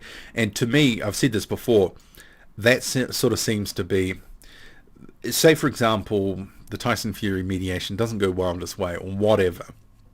That could be the biggest in-house heavyweight fight they can make at PBC. And it's also, you can sell it along the lines of, which one of these former champions is going to make their way back. I think that is pay-per-view worthy, and I think that's probably, it's a big fight. Ra says Majidov is another late starter that needs to get a move on. Yeah, there's plenty of them, and some of them with their plans, because Majidov I think is 34 or 35 as well. There's some of them with their plans that the pandemic has just sort of really messed them up. Some of these guys who can't afford to lose a year are losing time, and they're going to still be in some fights that maybe they should have been in 6 months or a year ago. There's got to be some guys that are going to be casualties, collateral damage from the whole pandemic. Sometimes it's hard enough as it is if you're not with one of the big main promoters to get in for a title shot. If you're sort of toiling away in obscurity somewhere out in Russia or somewhere else, or in Australia or New Zealand, and you don't have any backing, it can be quite tough to to really break through. Hence the reason a lot of guys are signing co-promotional deals, trying to get into different places. Yoka with Top Rank, Makhmedov with Golden Boy. We're seeing this, Hrgovic and others with Matchroom. But arguably, are some of these co-promotional deals panning out? I think the proof is, it's not quite there yet. So Eddie says, what happened to Jalalov? So he went back down to the amateurs, but because of Tokyo being delayed, because he was obviously going to go. He won the World Championships in 2019, and he was going to be at Tokyo. But yeah, we'll see what still happens there. He did actually come back to the pro ranks, had a fight in December down in Mexico, just a quick tune-up, you know, a little bit of activity. So he's technically professional again, but I think, like Justice Hooni, intending to go to the Olympics if and when they occur. I guess if at this point. Will Magic Man says, I've been watching some of the old Tony Gelento fights. What a guy. He fought Max Baird, Joe Louis, and a few more names. Have you ever checked him out? Not really. No, I can't say that, you know, my knowledge of sort of the earlier history of the sport, you know, prior to about 1970 is that great. Not going to sort of mince words there. I mean, I've watched some old fights, but, you know, I couldn't, you know, honestly give you a good opinion on that, on him. Noah says, what do you think of Frank Sanchez? I wasn't necessarily impressed with his last performance. I mean, it didn't necessarily, he didn't look fantastic. Sort of struggled to some degree, but he has looked good in other fights. But I think for him, some of it, probably like others as well, that box and move but aren't necessarily big punches, you know, it comes down to the matchmaking too. Chris says, Fury vs Chisora has a matchroom versus top rank undercard apparently. Who you want? Well, hopefully some heavyweight fights. That'd be great. Debate of everything, presenter of nothing. Jaladov is a pro or amateur. Well, he was an amateur for a period, but he did have a pro fight at the end of last year, so he's kind of got a bit of a foot in both camps, kind of like Justice Hooni. Eddie Sussa says, Babic versus Kovnatsky, barn burner. That would be fun. What about Caballero? Well, that's, yeah, interesting. So he's been, I mean, there's certain fighters, and I'll just quickly make this comment, that just overload their social media with, like, selfies. Caballero definitely falls into that camp. And then another guy like Damani Rock falls into the camp of, I call Damani Rock the king of the sidewalk selfie. He takes selfies in the randomest places, whereas say Caballero's are like more sort of taken by a professional photographer, very pretty and cute, where Rocks is more sort of gritty and sort of, you know, no filter type thing. It's just he's literally on a sidewalk where it's, or outside a convenience store, just with these random photos. But yeah, not sure really what's going to be happening with Caballero. The co-promotional deal with Top Rank, like Yoka, can he take advantage of that? Because if he's fighting in Germany, just having tune-ups, you know, we don't need any more Evgenius Lazaridis type fights. He's ready and had been ready for some time. I mean, it feels a long time ago that he beat Derek Chisora, doesn't it? That was 2017. And it's kind of just, you know, the momentum's just been lost. He needs to be in some better and bigger fights, contender level fights now. Nathan says Babic was going to fight Molina but got a shoulder injury. Now Molina is facing Wardley, or Molina is food for anyone at this point, let's face it. Nathan says Caballero has been far too inactive. Shame, he's a really decent boxer. He is. And I was really looking forward to, if they had have had it, Caballero versus Tyson Fury. Not that I think that Caballero would have necessarily won it, but that's, you know, would have been interesting. Undefeated fighter like Fury, or in some senses, Fury has many faces as it comes to styles, but Caballero boxes and moves, doesn't have massive power, but it would have been interesting and tricky at times. It wouldn't have just been sort of blast him out in one round. He is no Tom Schwartz.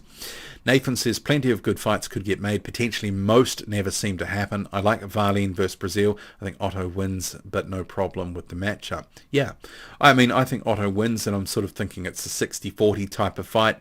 Maybe 65-35, you know, at the outside. But Brazile does have power, and if he catches up with Valene, who knows what could happen. But even though I don't consider that a 50-50, I still think it's much more competitive than some of the other dross that we're served up repeatedly. I mean, whatever happened to that whole mantra, no more easy fights? I mean, I want to see more 50-50s. And that's why the fight with Rock and Polite Coffee, you know, it was sort of maybe considered a Rock a slight favourite, 55-45, but you didn't exactly know what was going to happen.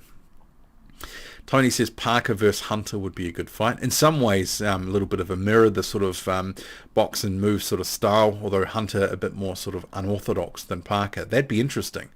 And if Hunter was able to come in shape, good cardio, able to outwork Joseph Parker, potentially, because I don't see Hunter getting knocked out, I don't see Parker getting knocked out. That has decision written all over it. And the key for me would be the middle rounds, where traditionally Parker sort of, doesn't do a lot. AS95I says, who would be a favourite in Wilder versus Ruiz fight? Would both guys need a tune-up beforehand? Interesting question. I think it's a pretty evenly matched sort of fight. Both guys need a tune-up. Well, arguably, Ruiz is going to have his tune-up. He was meant to be facing Chris Arreola at the end of last year. Apparently, it's still going to happen. But we'll see, because Ruiz, no activity in 2020. He needs a tune-up. So probably Wilder does too, but there's probably expectations on Wilder as a former champ that he probably can't drop down too low. Squared, have you ever thought of becoming a boxing promoter? No, I have not. I wouldn't like that job. It's such a fractured sport too. I mean, unless you're at the top, it's a really hard graft and a hard grind for a lot of smaller boxing promoters. Mikhail says, Fabio Wardley looks like one of the best prospects in the UK, and he's not getting any spotlight but looks solid. I think he has been getting some spotlight, increasingly so. I think the relationship with Dillian White has helped, but it's one of these cases we need to see more. Tent says, pro boxers going back to amateurs is one of my least favourite developments in the sport. The WBC is with you there. They're basically saying no one that that was a pro, they cannot be ranked for a couple of years. Thomas says, hey Boxing Squared from England. Hey, back to you, Thomas. Thank you for joining us. 90 in the building. Thank you for joining us wherever you are, morning, noon or night. Smash that like button on the way in or the way out, please. That would be much appreciated. Valene versus Yoka would be a good fight. Yeah, I'd quite like that one too. I mean, arguably Otto Wallin is very serviceable for, because I think Valene's level, he hasn't proven he's anything above or top 25, top 30 at this point, despite Dimitri Salita waxing lyrical and telling us he can hang with the big boys and is a top 10 fighter. Doesn't have a top 10 record, and for whatever reason they haven't got him the fights, and it is what it is now. He's got to actually prove something to us, and this is why the Dominic Breazeale fight is the sort of start to it. But undoubtedly, say if he beats Breazeale, possibly a decision or late stoppage, more likely decision, I'm sort of thinking, they're going to immediately say, look, he's ready for a title shot. But, there needs to be something else. Beating Dominic Breazeale, who many of us think is pretty washed at this point, that he's a lot of miles on the clock, that he's, Breazeale from 3 or 4 years ago probably was much more competitive then than he would be now. If this was 2017 Breazeale, like when he fought Izu Agono, I think he would have a better shot, but it's not. He's looking, in my view, increasingly worse, and I think his chin is not as good as it once was. I think it's cracked now. Just my thoughts on that.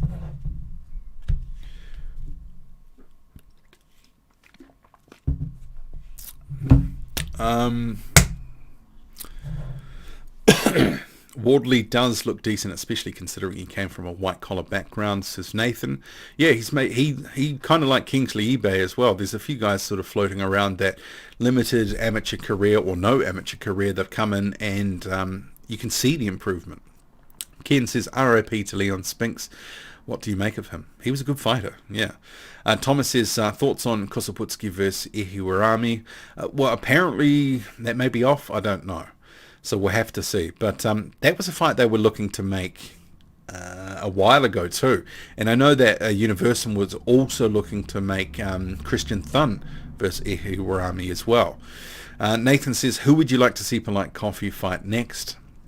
Gerald Washington, someone like that. Dominic Breazeale, I think that's kind of that next step he needs to take. And actually, even after that, what about Michael Polite Coffee versus Otto Wallin? That'd be interesting. That's a good fight for both. Ken says Pulev versus Kabayel should have a scrap. Best win is Chisora for both of them. Actually, yeah, that does make some sense. But I'm kind of like, well, what does Pulev have left to prove? There's no more title shots coming for him. I'm surprised he didn't announce his retirement, honestly.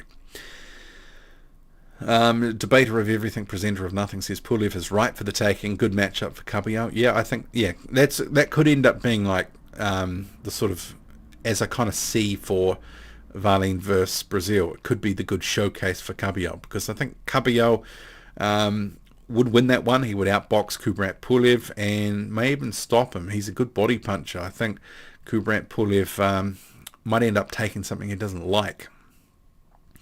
Boxman11 says, are you going to the Parker Far fight? No, I'm not. So it's in a different location to where I am, just because of the cost involved, having to go up there, wouldn't be working. But, hotel and all that. So I was just covering this earlier. So I took a bit of a hit financially, and during COVID I was out of work for a little bit. So I'm still sort of digging myself out of that. So I will be covering the fight. I've already bought the pay-per-view. I got the early bird price, so they're doing like a tiered level. So if you haven't got it, it's gone up from $39.99 previously to now $49.99. And I think it's going up to $59.99 in the day or two before the fight. Where are we? Debater of everything, presenter of nothing. If Povetkin pulls out again, should he be stripped of the WBC mandatory and White awarded back the mandatory? I don't think he's going to be pulling out, and I believe that he did have COVID. I believe that it was a medical situation that precluded him from being in the fight. Dillian White's made comments that Povetkin made it up and he didn't have COVID. I mean, I don't think that's credible at all. But, I mean, that's just part of the build-up, White's trash talking, all that sort of stuff. Nathan says, Huey Fury versus Ajit Kabayel might be interesting. Well, in terms of where they're at in the matchup, yeah, it makes sense, but from a aesthetic view, sort of point of view from action, it may actually end up being a bit of a stink fest. Hrgovic versus Helenius is a great matchup. Yeah, no, I like that too. That could be interesting. Helenius is this is another fight that they haven't announced versus Adam Kovnatsky. Apparently the rematch is coming. Adam Kovnatsky is one of these guys that if you bait him in on Twitter with something, he will respond. I mean, Adam Fahey, one of the moderators here, long-time follower of the channel, he's often been able to drop a few comments that nothing disrespectful, but calling him out on, hey, if you were actually at a proper weight, and and Adam Kovnatsky a few times has bitten. I mean, that was one of the comments where he responded and admitted that he cut 10 pounds of water weight for one of the recent fights. I think it was the Areola one. I mean, you have to ask, why is he needing to cut water weight the day before the fight? Probably because he didn't want to weigh in at 275 pounds and take the flak for it. So hopefully Kovnatsky turns up in better shape for the rematch with Helenius, which is still TBC. Aunt Tifa says, Povetkin had COVID, give the poor guy a break. Nathan says, AJ Fury rumoured to be 40 pounds on pay-per-view here in UK, Sky/BT box office. You probably noticed I've just completely been steering away from doing any coverage on Fury Joshua for the minute, because there is nothing announced, and it sort of seems to be, it's like every time before, we just keep getting strung along about stuff that may or may not happen, and ultimately in the past it hasn't. I've been burnt too much about this Undisputed talk. When they announce the fight, I'll be all over it, but until then I'm just holding off. So Aunt Tifa says, end of chat.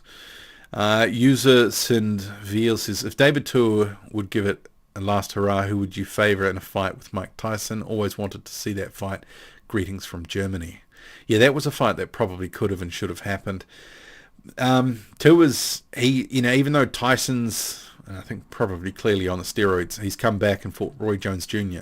If you've seen David Tua and David Tua's media, yeah, he's got nothing left in the tank for a comeback. He would have to have 2 or 3 years just to get into sort of something resembling fighting shape, and even then I think it would be a shell or a shadow of his former self.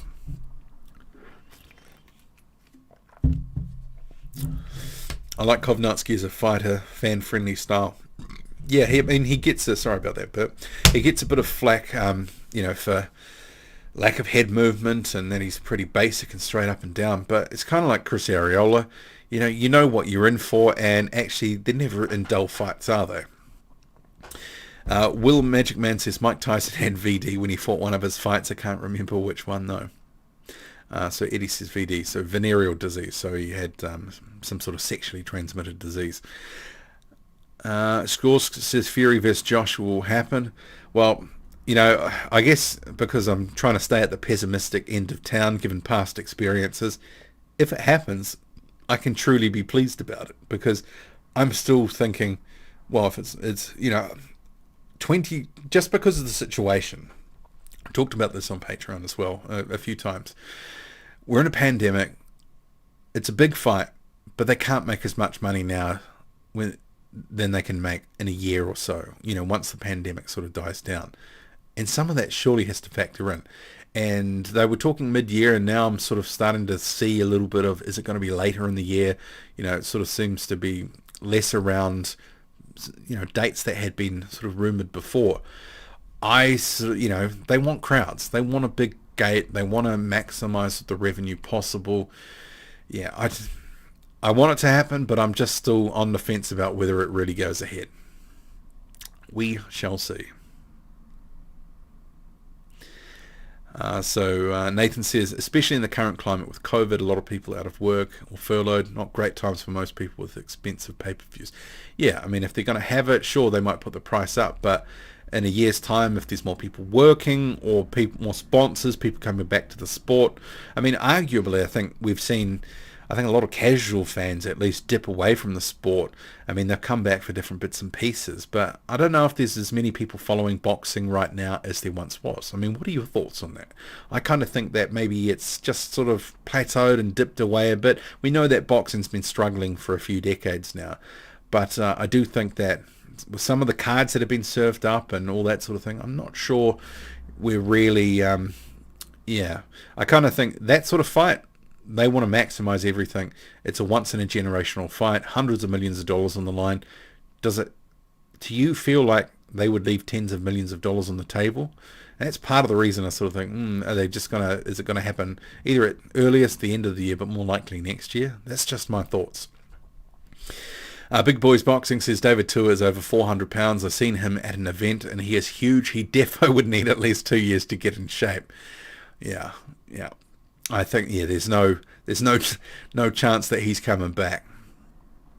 Kean Burns says 69 likes. Nice. So if you can, so 94 in the building. So smash that like button, please. It'd be much appreciated on the way in or the way out. Another Boxing Squared live stream. So the first one, if you just tuned in, something with my Wi-Fi happened. So this is like part 2. So you're going to see another live stream with the same thumbnail, but it is what it is. Anar says, I want somebody punching my face. Good for you, Anar. Debater of everything, presenter of nothing says, I'm hyping most for Helenius versus Kovnatski too. That's going to be an interesting fight. And actually, Kovnatski has sort of said that he will not be as aggressive. This is some comments he made on Twitter, as I was alluding to before. He does give out little nuggets of information that he'll take his time. But, he's got to come in shape and he's got to not block as many punches with his face, because that didn't work out the first time. Helenius looks good on both sides of the KO, says debater of everything, presenter of nothing. Yet repeat revenge situation could happen again. Clyde says, how do you know the pandemic might die down in a year? They might want us to always cover our faces in public like Middle Eastern women forever. I'm not saying that it's going to die down in a year, but the reality is the situation might be better in a year. But this is all speculation. But at this time, if they have the fight, they'll probably make less money than, say, more usual times. And maybe things will be better in a year. Maybe vaccines will work. I don't know. It's uncertainty. But perhaps that uncertainty will force them to pull the trigger now or at some point, because maybe there will be no new normal, or no previous normal like it was. And as Top Heavyweights .com says, boxing is in a holding pattern with events to maintain small interest. That's kind of what it feels like. That's why I'm thinking some of these massive fights, it's kind of like last year. We already sort of seen the script.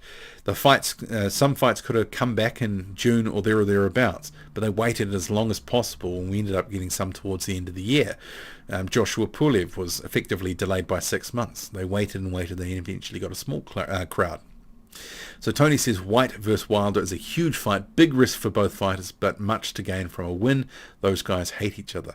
The build-up would be good. It certainly would. Nathan says, do you watch tennis or darts? No, not really. I mean, I would say that I used to watch a lot more sport before I started the channel. I still follow certain sports when their seasons are on, like cricket or rugby, and I watch all the All Blacks and sort of test matches and go to some as well. But I would say, because I've always been a sports buff. Before I started the channel, I was massively into NBA, but the amount of time and effort that it takes to run a channel sort of almost consumes a large chunk of the time that I would otherwise dedicate to watching other sport, if that makes sense. Big Boys Boxing says, you got a different mic today. Sounds a little scratchy. No, it's a normal mic. Have had a few issues with the Wi-Fi. Also had a bit of a I don't know, frog in my throat, I would say. I've been coughing, so maybe my voice is sounding a bit scratchy. Just cough again, actually. So we're hour 39 into the stream, and I'll just have a little bit of water. And with the first stream, which ditched out because of the Wi-Fi, 2 hours of live, so basically talking for 2 hours straight. So probably the voice is maybe not as fresh as it once was at the start. The Triple G22 says, if Kovnatski comes through, Ruiz Kovnatski needs to happen. That'd be a fun fight. I would totally pick Andy Ruiz to win, though. Elifas 3333 says, Wilder won't fight anyone credible unless it's a title fight. TopHeavyweights.com says, maybe move the heavyweight division to New Zealand. At least you guys can have crowds and broadcast it to the world. Who do you think Nathan Gorman will fight next? Interesting question, because I'm not so sure that he's really in Frank Warren's long-term plans. He's sort of fallen short already, dominated by Dubois. Even the earlier part, sort of, the last 5 or 6 fights, most of them have been opponents scheduled quite late on, replacement opponents at the last minute. I don't know where Warren's really taking him. So, yeah, Gorman, though, clearly needs to be in better shape. That's just the first thing. But I think his lack of power, and he's got, pretty short arms too, 73 inches. It's going to be interesting to see what he can do, because, falling short against Dubois, what we saw in that fight, and he can box and he can move and he's got some talent. He can beat the likes of Richard Lartey, he can beat the likes of Razvan Kajanu, but I don't know if he can really sort of beat guys at a higher level. I kind of think maybe he just is a guy that's a British or Commonwealth level sort of fighter. It just could be that. Good skills, but just he's going to fall short. He's not going to be good enough. Nathan says, another problem is boxing is quite an expensive sport to follow for regular working class people. We need more well-matched fights at all levels on shows to get more fans interested. Yeah, I know a lot of people talk about, you have a lot of fights on pay-per-view these days, so it keeps those fights and those fighters behind a paywall. So a lot of casual fans will never, boxing fans, those who follow it, either on a hardcore basis or semi, more than just a sort of everyday run-of-the-mill casual fan, that you're watching decent fights on a somewhat regular basis. People are buying those fights or streaming them in other cases. But yeah, boxing's kind of hurt itself, but I think the whole matchmaking, we've seen it again in the past year with the pandemic. And say what you want about the UFC, their pay structure, all that sort of stuff, at least they give the big fights to their fans. That is one thing that is, lacking from boxing. Scores says on Fury vs Joshua, both of them have forced fights which are risky. It's the only sensible point of time to do it. Both fighters want it.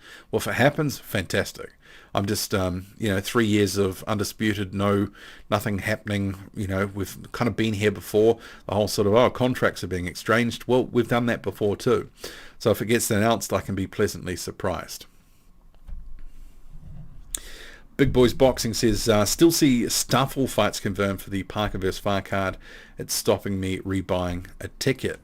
Well, I see they've released some more tickets and other bits and pieces, some of the corporate stuff. So to me, that sort of suggests to me the level of corporate interest wasn't what they thought it would be, because they're offering that as a general to the public, as opposed to just corporates can come in and buy it.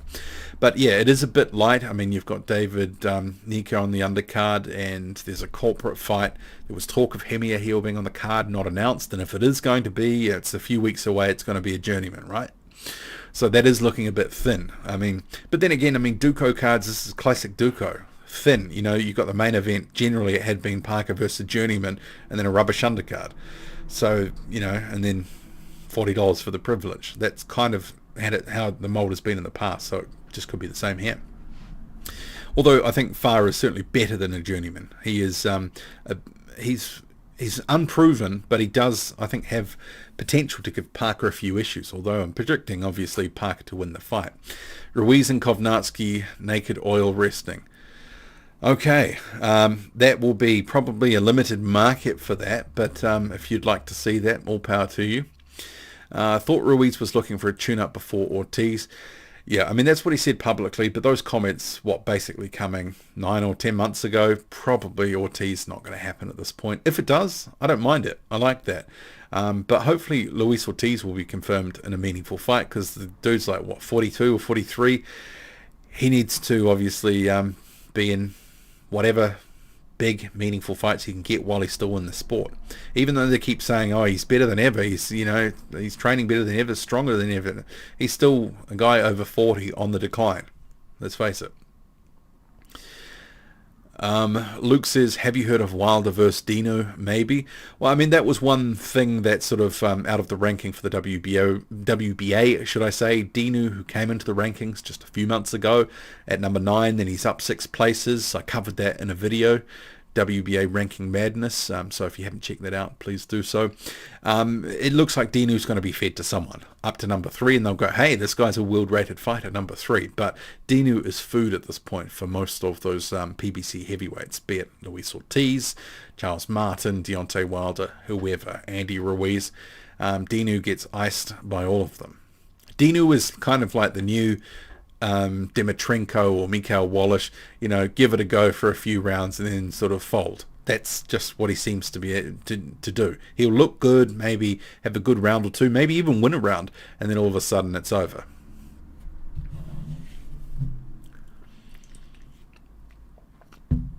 So Will says Gorman was immensely heavy in his last fight.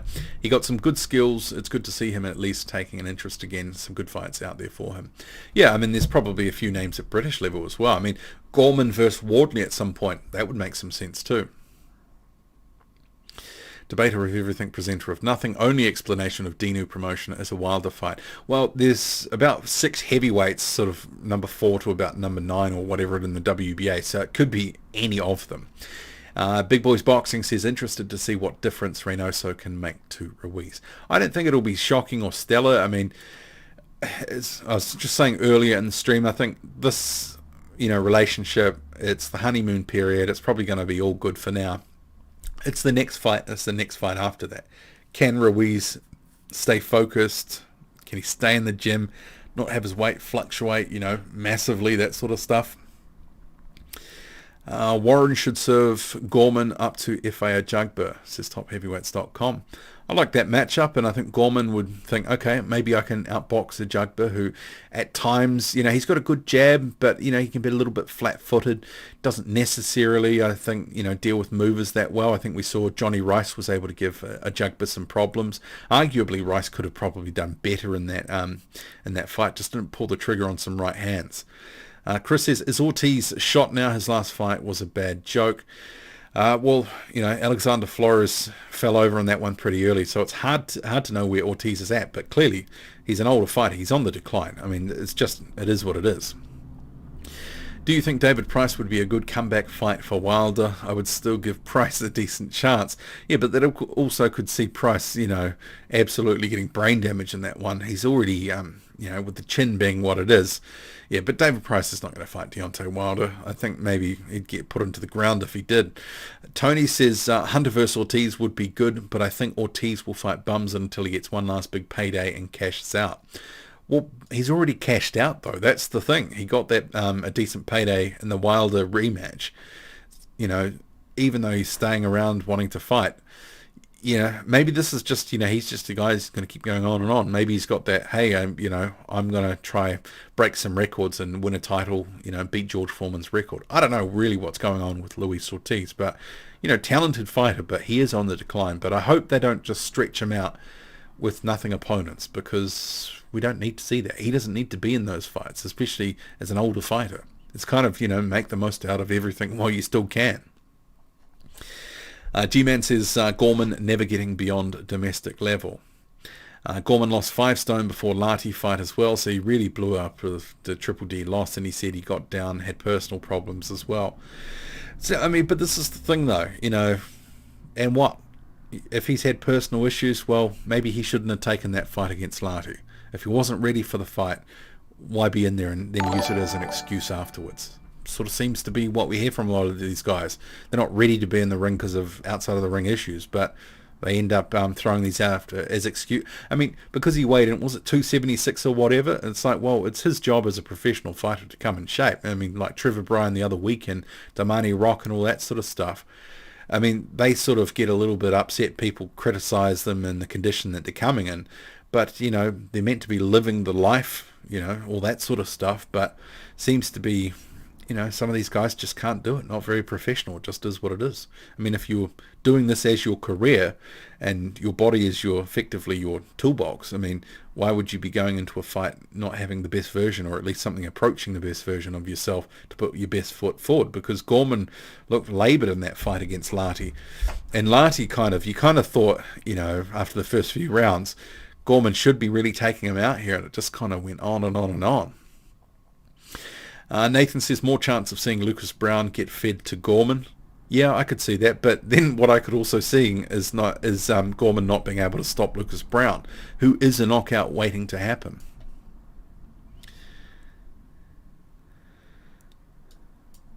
Will RB says a lot of talk about Wardley versus Gorman for the British title. Yeah, I could see that. Wardley's got the English title at the moment. That would make sense too.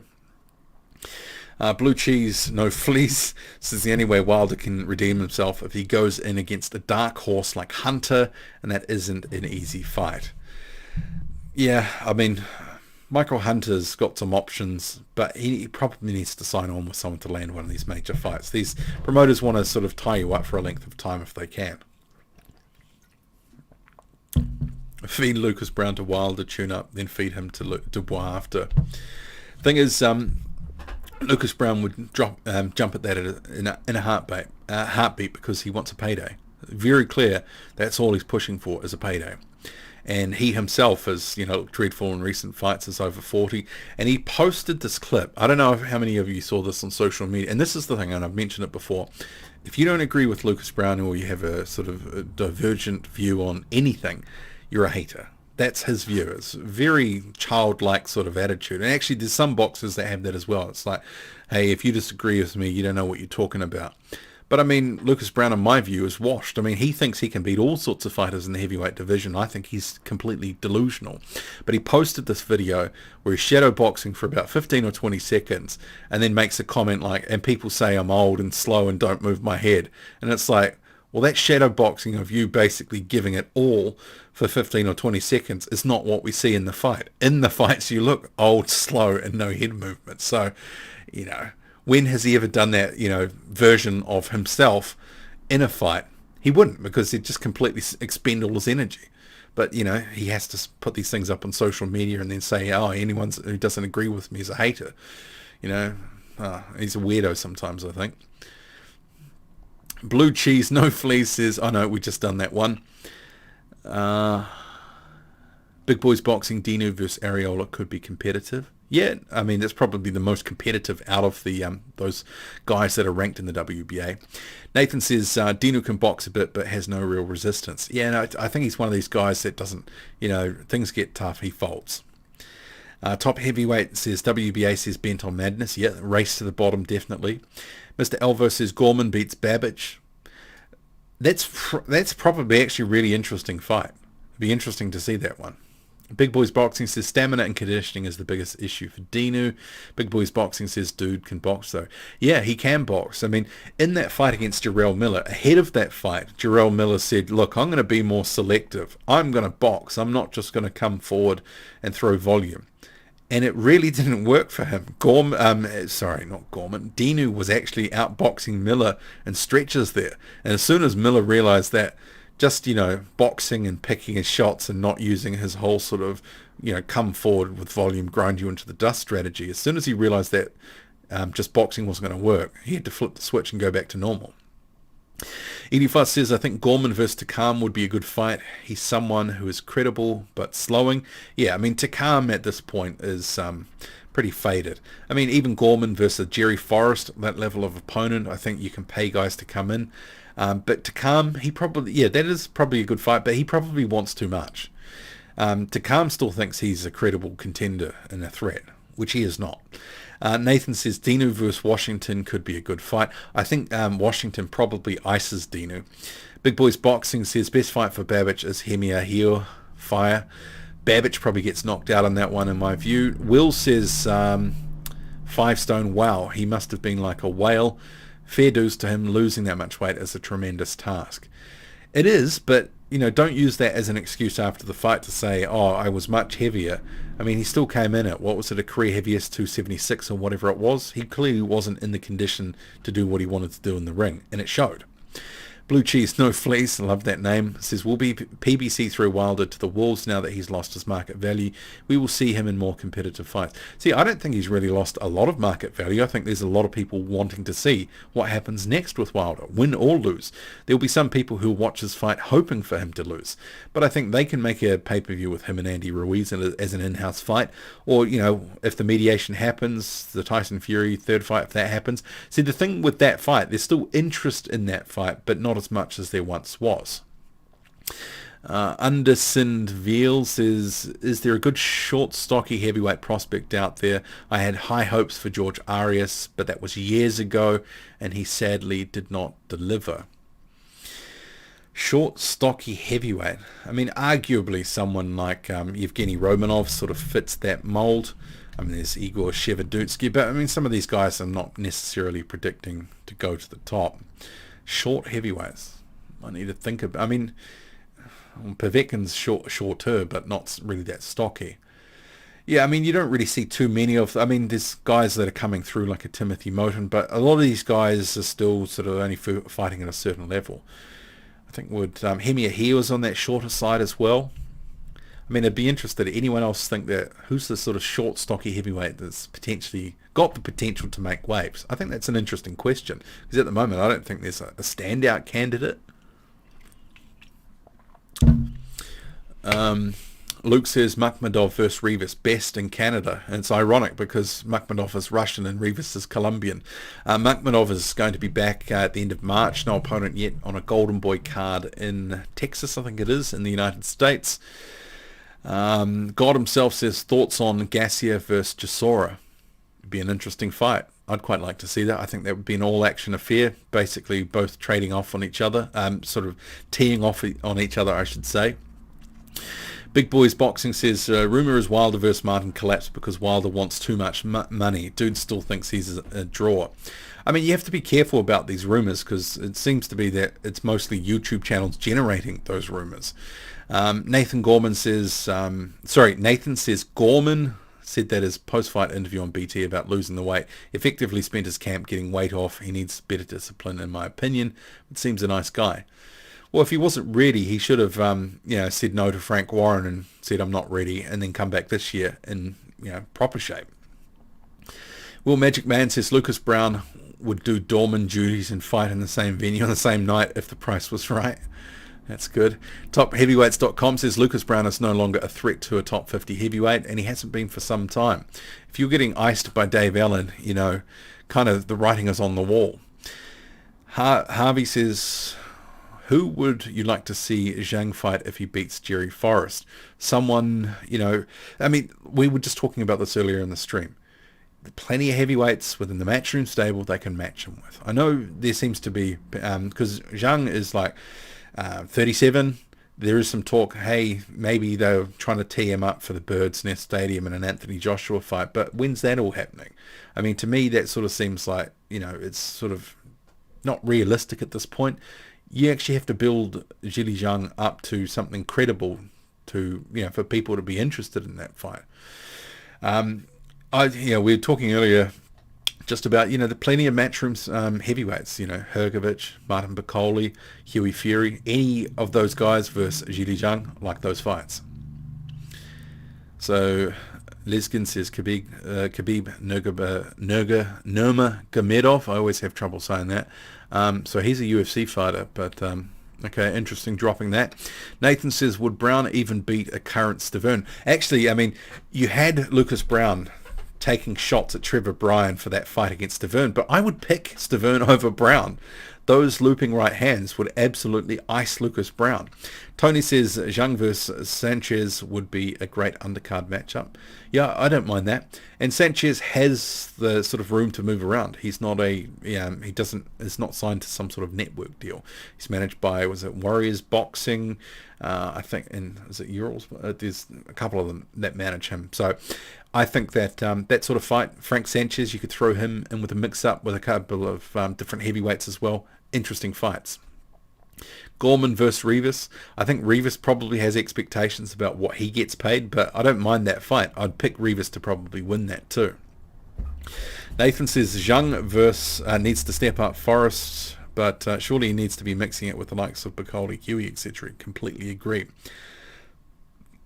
Dylan Carmen knocks out half the fighters in that thumbnail.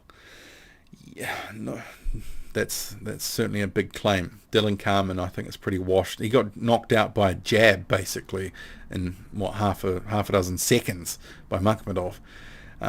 Iced by Yevgeny Romanov. Yeah, I don't see it. Big Boys Boxing says Rivas is short and stocky. He is, but is he the guy that's coming through that you sort of pin your hopes on as the next sort of short and stocky guy to take over the division or at least contend for a title? I think the answer's probably no. Matt says, I'm really interested to see how bad Big Pharma looks off the juice. If he's still 300 pounds, he'll be gassing from the off. Well, based on shots that I've seen on social media, he was at the Heavyweight Factory, posed with Ivan Djeko. He's still big. So, yeah, we'll see what he looks like when he comes back. How relevant is Chisora? He is immortal. Well, he's been in decent fights, fan-friendly fights. Despite the losses, that's always going to get you in a market like the UK where he's a name, he's fought for a title, he's been in close competitive fights. He's going to get fights. Blue Cheese No Fleas, how do you rate Terry Norris as an all-time fighter? How do you think a fighter like him does against the current crop? Did Norris remind you of a more powerful version of Amir Khan? Well, Terry Norris was a good fighter, but I'll get back to the sort of heavyweight content that sort of we dedicate the channel to of today. I find it hard, just as an aside, to rate fighters across generations, because I think we do tend to rate fighters from yesteryear. We have a bit of a rose-tinted glow about how they would go against current fighters, and it seems to be most favour past fighters over current fighters in almost all situations. Adam says Frank Warren eats parsnips. Good for him. That's a really random comment. Nobody outside this chat room knows that Zhili Zhang exists. He needs to fight more. Well, I've got some people who come to the channel who watch from China, for example, and they say he's not a name. He's not really that known. And if he's not really active and he's not fighting much, that doesn't really help with his profile. Big Boys Boxing says Brown knows he's done. Why else has he tried not to fight McKean, Hooni, or even Apilu, Tupou, or Gallen? All fights he wouldn't have to travel for. Yeah, I mean, there's a lot of talk from Lucas Brown, not a lot of action. Lucas Brown should go into bare knuckle boxing for a payday, if that's all he's after. Yeah, he'd probably get long-term lasting damage on his face, the padding on the gloves, because he cuts easy too. So, yeah, bare knuckle boxing, probably not a great idea. Matt says, in an ideal scenario, what do you think Dubois' next 5 fights should be? I'd need time to think about that, but I think the next one is just going to be a knockover job for confidence, but I don't think they need to rush him. I'd rather see him back later, because he's 23. There's no rush. The GGG22 says, what do you think about Hrgovic versus Hunter? The winner would probably be even more avoided, though. Well, it seems like Hunter has walked away from that fight. So, yeah, I mean, I'd like that fight. They were, a bit of chat online, Hunter saying send the contract, and it just all kind of just died away. What's the ideal matchup for Hrgovic next? Someone with the pulse. They need to be moving him kind of the way that Tony Yoka's being moved, getting him some of those, like a Christian Hammer type fight. He needs that sort of step. At the moment, they just can't seem to buy him a fight. That's why I'm saying they should be matching him with some of these other Matchroom stables. But that's the thing. Everyone's got their own ambitions and designs on moving into positions for eliminators or title shots. And people aren't voluntarily going to, if their potential stable mate's a dangerous opponent, they're not always going to make that fight or agree to fight that fight. Or even the promoter is like, well, I can make money off both of these guys for longer, not having them fight.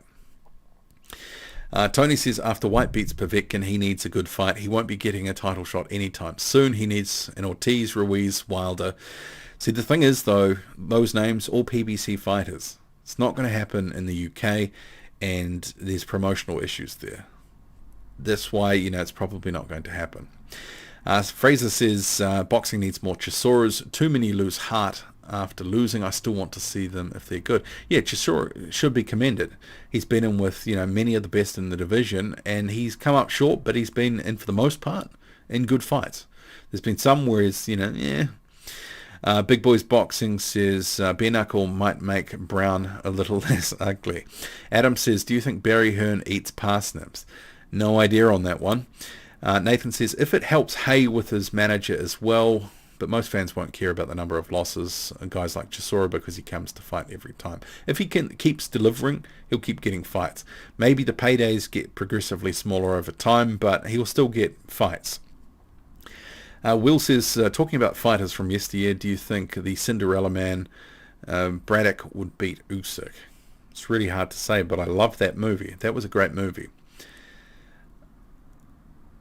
Blue Cheese No Fleas, will we ever find tape or finally see Deontay Wilder Harold Sconya's fight? Never in my life have I ever seen boxing tape get hidden and fighters get protected as Wilder. TopHeavyweights.com says Zhang is an investment gone bad, pad and cash out, unfortunately. Okay, so we're over 2 hours into the stream, so I'm going to wrap things up there. So 88 in the building. Can you please smash the like on the way out? That'd be much appreciated. Thank you for joining another Boxing Squared live stream.